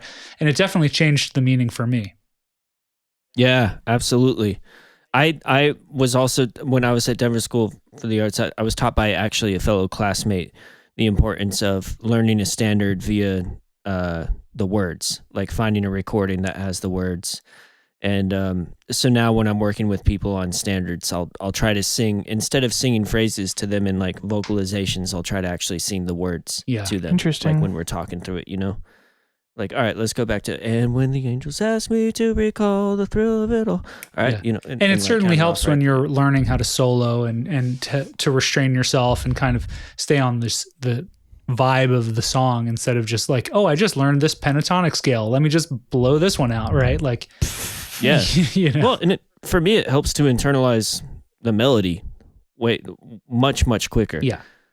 You know, I mean, bebop's a whole other animal, but for just straight up songbook standards, it's fun. It's an easier way to memorize as well.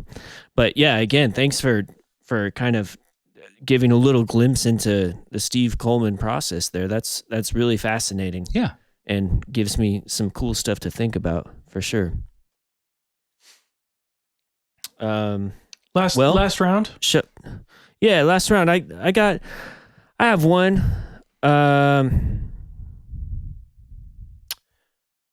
Where did I put it? There's a record called Beats, Beats, by Dell, Lillinger, Westergaard. Let me send a link. That might be easier. Yes, please. And we'll, you know, just for anyone listening, we'll definitely have all of the links available in the episode notes. So this is a... Why is this placed? What? Oh.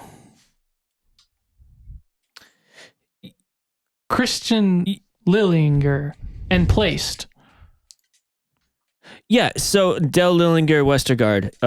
That's the last name of the three members of this trio, which is vibraphone, drums, and bass.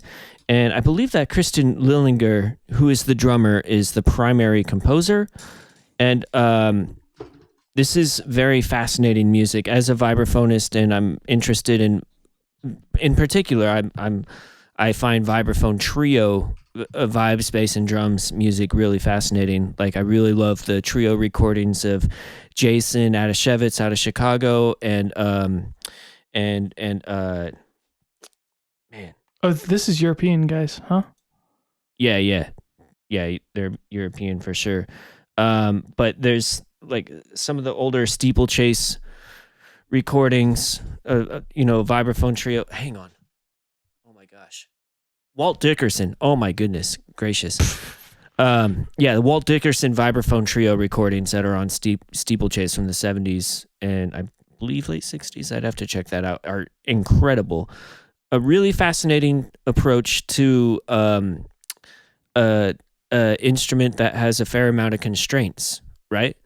And so nowadays I'm working off and on with a vibraphone trio, and it's really challenging for me as a player because you carry the melody, the harmony, and all the soloing, you know, and you have to think about sustaining energy and keeping it interesting musically as well, right? And leaning heavily on the bass and the drums. What these gentlemen have done, I believe they play all this music memorized from the record, the recordings that I've seen, the videos that I've seen on the internet. Christian Lillinger has two snare drums, like one here where the traditional snare drum is, and then one where the normally the high tom would be, and he's like playing back and forth between them. He's like really, really crazy high energy guy, and he's like one of the most clean cut looking gentlemen I've ever seen in my life. It's a really strange dichotomy. But this music is really grid. Oh, they have a thing with Peter Eld. And it's amazing music. So how can I describe this? Like really almost mechanical in a way. And it's not it's really fascinating rhythmically. I love the writing. I love the playing on it. And I'm not necessarily in it for like the soloing per se. I just think it's a really, really cool approach to a really unique trio, right? Vibraphone, bass, and drums. And they're all memorized on this, and it's crazy composing, like really cool intervallic work on the vibraphone. And So if in terms of What's that? extended families, I'm putting together that this is an extended family of a previous recommendation, Otis Sancho, yeah, which is Can we talk for a second? one of our favorites. yeah. Can you clarify a little bit regarding like your constraints as a vibraphone player? Just where do you see yourself constrained? Well, you have 4 mallets, and People hate you for first of all. It's a hard life for a vibraphonist out there. No, I mean it's just like you have 4 mallets, and if Or you are 2. to carry harmony and melody, and all soloistic duties with that, you do have to be strategic in a way, because like everything is really transparent, right? Like it's just bass and drums, and then it's you supplying all other facets of the music, right? So a lot of it does have to do with arrangement of the material, right? Like giving, bass melodies and seeing when you can kind of back off and let the bass and the drums take over during soloing sections. But apart from that, from a traditional jazz standpoint, you feel obliged to play the melody while playing chords underneath it at the same time, and then immediately solo and keep soloing. Like that's sort of like your initial instinct if you've played more in a quartet or a quintet setting, because you're just like, okay, normally I'm playing harmony while there's a melody, or I'm playing melody and harmony, and then there's soloing, right? But you can't just do like vibes play solo or vibes play melody and then it's bass every single time. Yeah.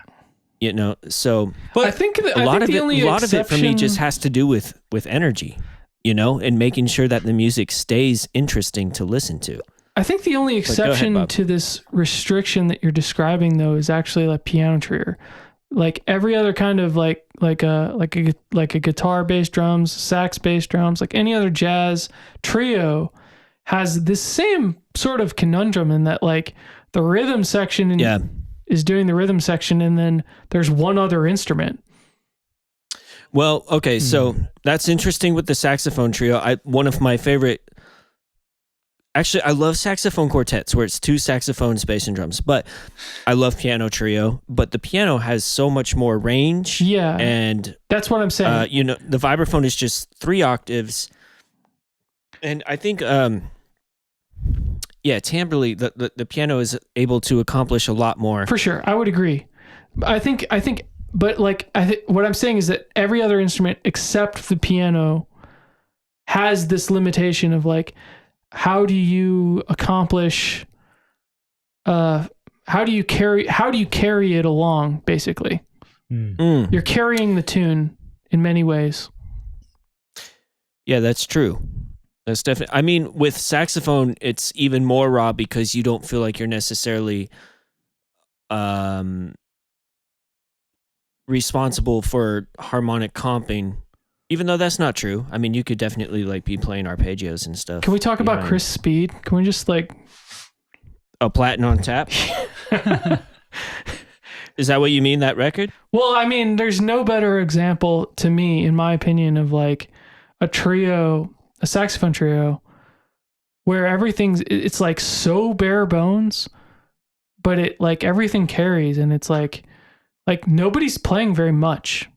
Like nothing gets, I mean, there are songs where it gets very technical, but it like a lot of times like it's very mellow and it's and it's like, I don't know.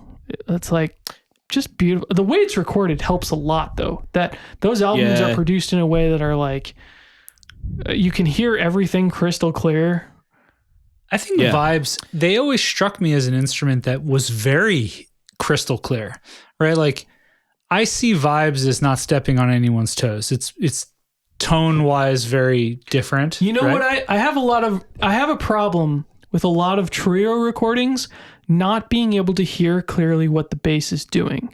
And so it like gets to a bass solo and you like can't hear it. Oh yeah. And it's like, it's frustrating as a listener. Like, and that's just a production gripe, honestly. Yeah. So, a really interesting trio record. This isn't vibraphone or sax, but I think, man, we mentioned this on the Dougie Stew podcast. The Jeff Parker trio. I think it's a Bright Light in Autumn or something like that. Bright Light in Winter. That I love as a trio That's record. a guitar Everyone's trio? super clear. Yeah, Jeff Parker trio, and then also Sunrooms, which is the Jason Adashevitz trio with Mike Reed. Everyone's very clear on that, and his improvising on that is really fascinating. Just his approach to the vibraphone is super fascinating as well. So those two I would just throw out as bonus recs real quick, and I'll put them in the album notes for sure. You gotta send those to me. I can't. Yeah. Stand by. I'll find them. But yeah, this record, Beats by the Dell, Lillinger, Westergaard trio, is unlike any other trio coming from the general tradition that I've heard. I mean, it's definitely super angular composition. They're all memorized and they're all just hyper energetic, high energy the whole time. And it's cool. It almost has, in a way, like a more aggressive Dawn of MIDI feeling to me. Dawn of, those are my homies from Cal Arts, right? I know, man. Yeah. I know y'all go deep, but we don't go that deep. But I know them. I wouldn't call them for a favor. What do I know? But yeah, so there's 4 trio records that we threw out real quick, right? Platinum on Tap.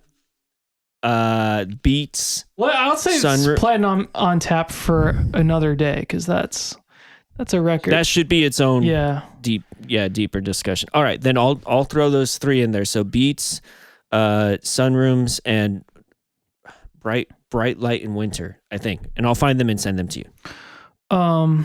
Okay. I got a folk album here. Nice. So I was just trying to learn one of these songs earlier today to sing to my daughter, because I think it's really dope. So this is Quiet Signs by Jessica Pratt. Ooh. Now,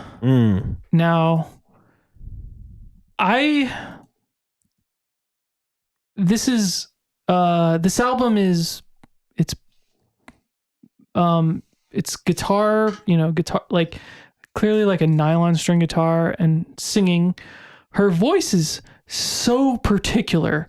It's got this kind of pinched quality to it, very high pitched. Sorry, that's pinched, like I'm pinching you. Yeah. And it's like, she's a very beautiful singer, and the guitar playing is basically, it's like flawless guitar playing. And there's like very interesting orchestration that comes and goes.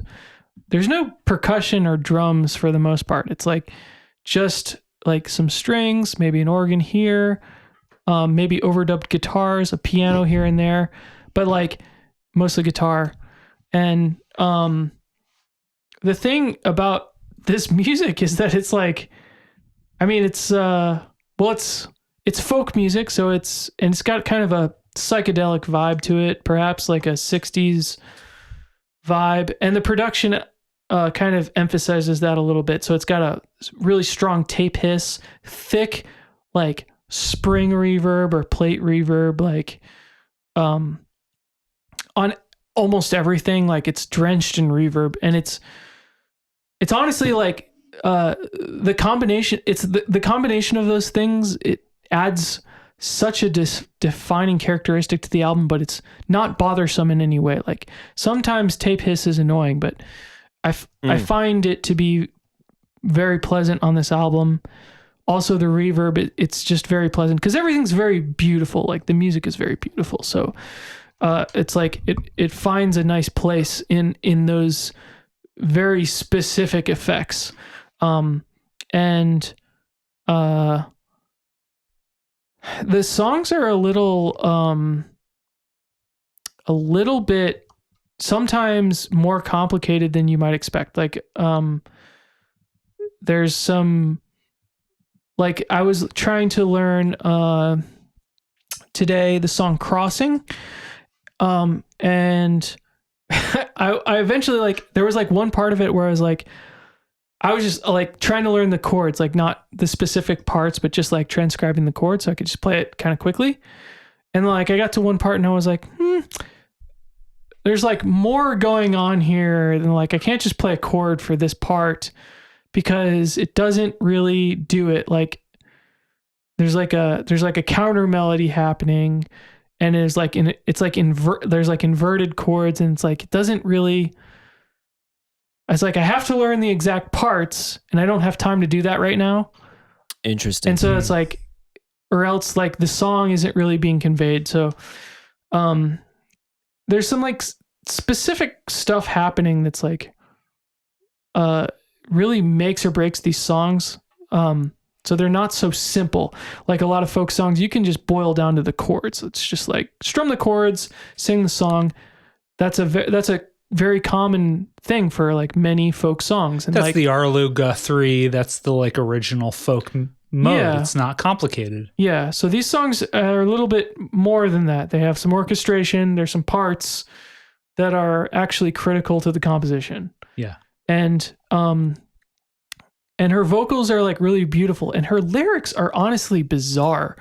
Like I learned the song This Time Around, and I sing that a lot in the house, and it's like because it's like a really nice song. All these songs are really nice to sing, and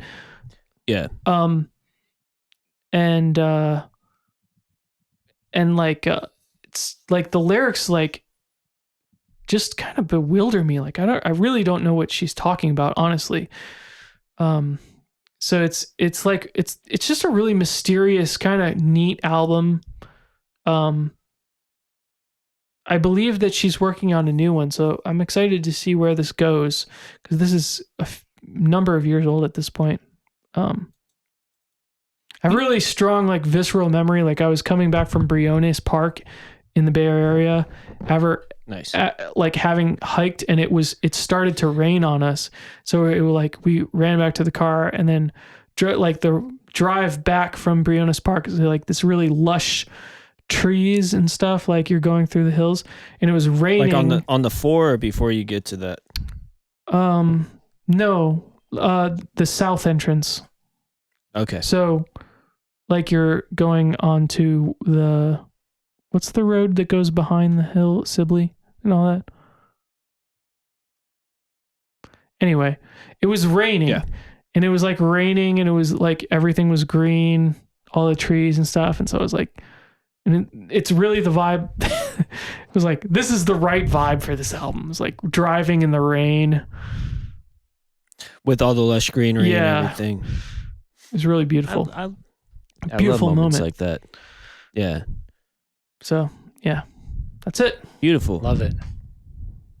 What you got for I'm us, up. man? Man, well, I almost just derailed myself a second thinking of beautiful songs from folk players, but I realized I'm not going to go down that road. But you know, one of the things I think a lot about, you know, you're driving your car and you're just thinking about guitar gods, and you like, I feel like there is a subgenre of like guitar prodigies out there, you know, and they just seem to pop up consistently. And the guy who I have been thinking a lot about and listening to for a few years now, his name is Marcus King. And Marcus King is from, I think he's from your town. Is he from Greenville? Oh, yeah. Where is he from? He's from somewhere like that.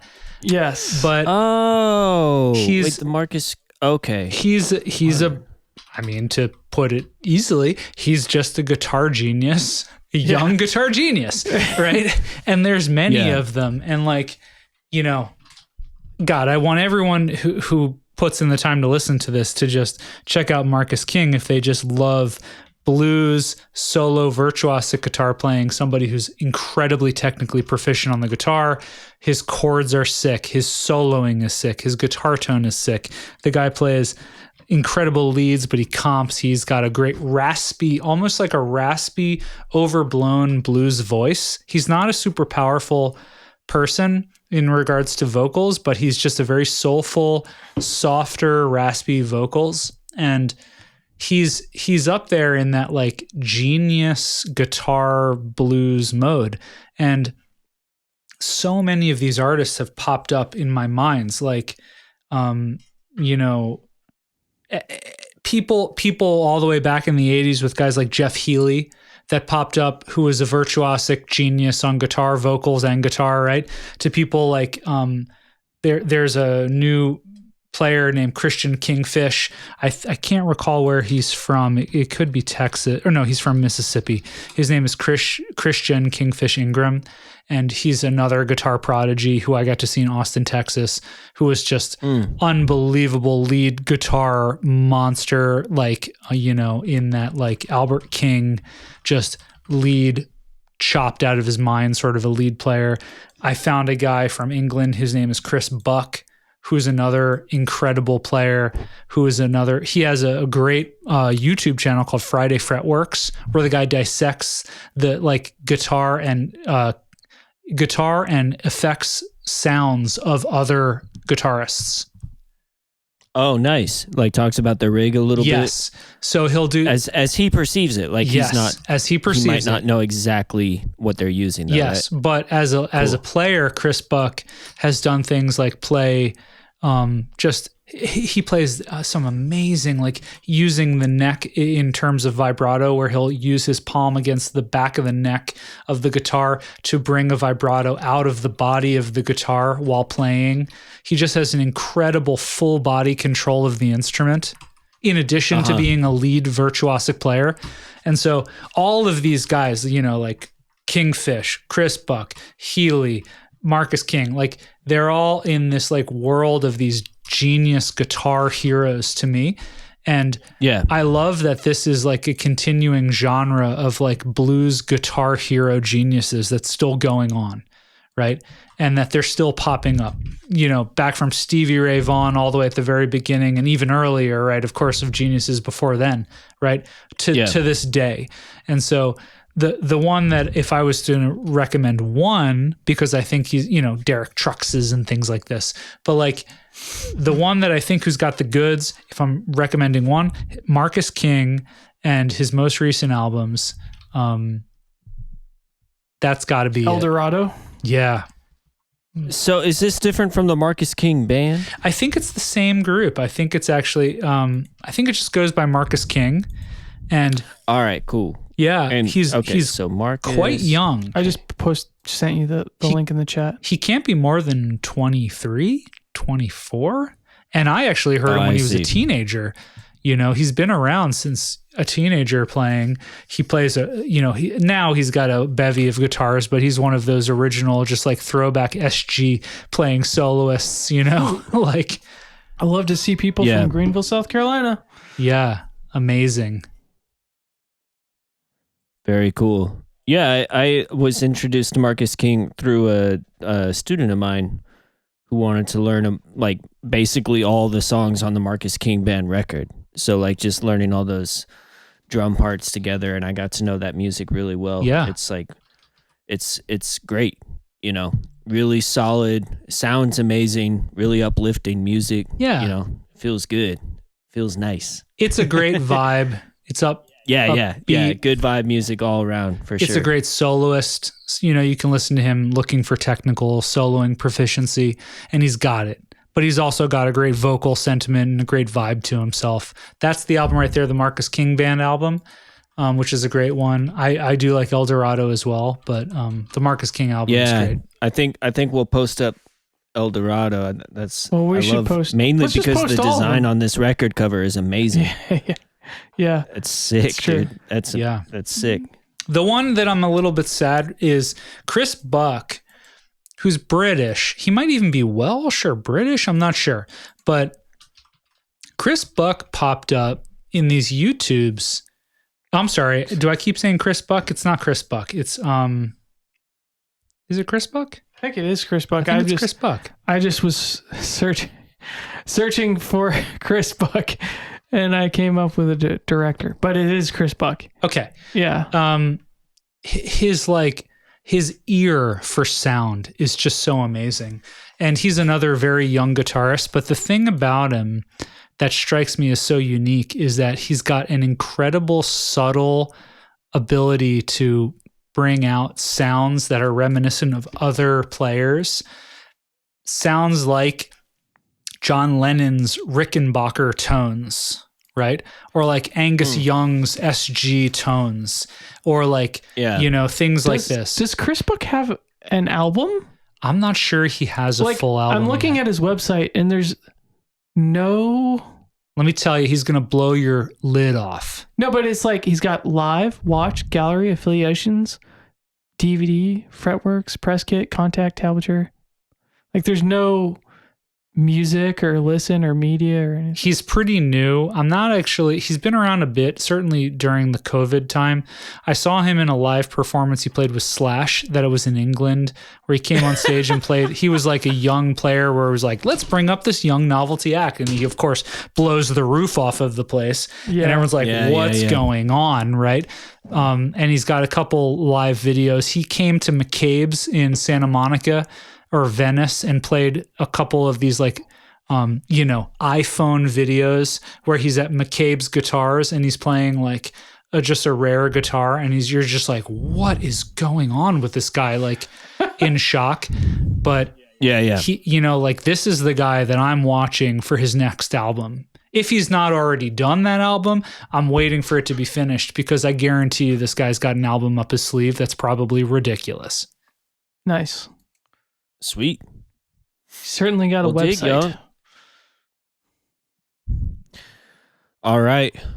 Well, I feel like that's a solid round of recommendations, a very varied realm with some nice side trips into trios and metal. Yeah. We got just like a simple glimpse into the struggle.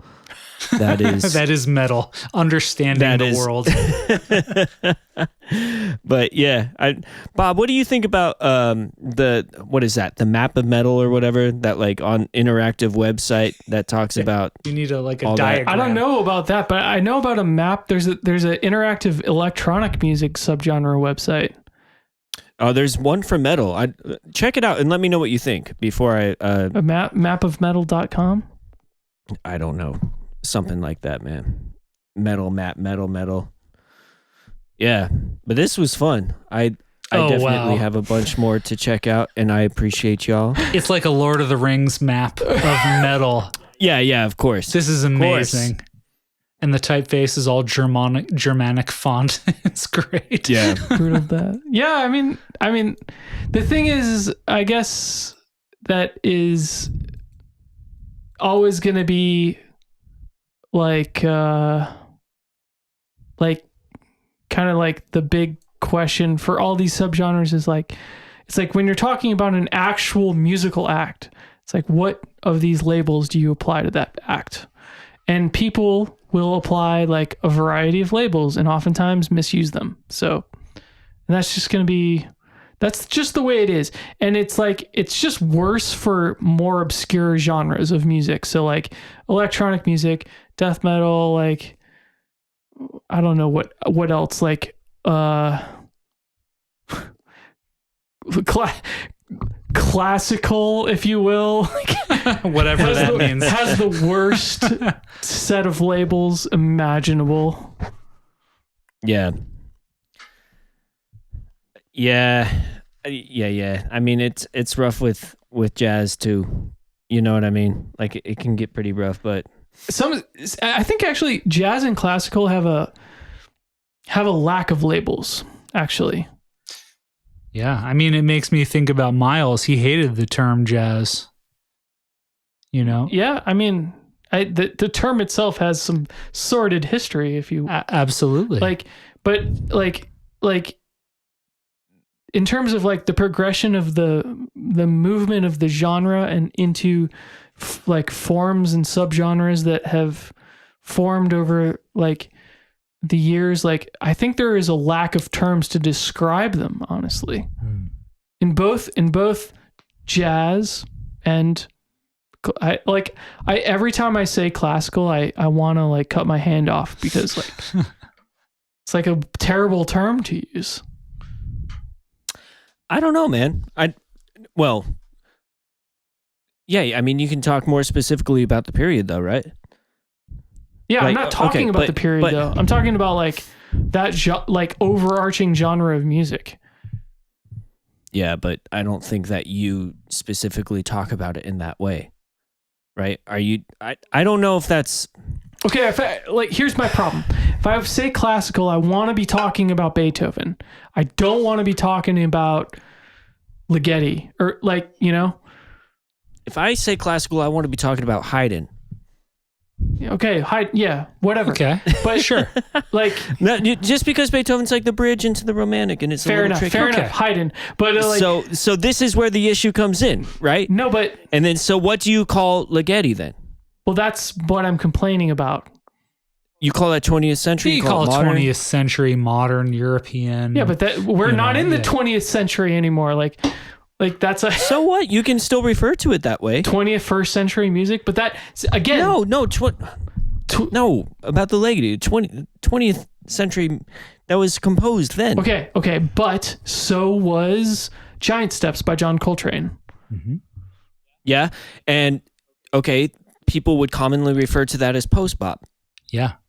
But okay, there are so many subgenres in jazz that I feel like you're just brushing off, man. I feel like the problem is that we're in the second decade of the 21st century, and we're like more things have happened in the last 20 years than that we don't have words for.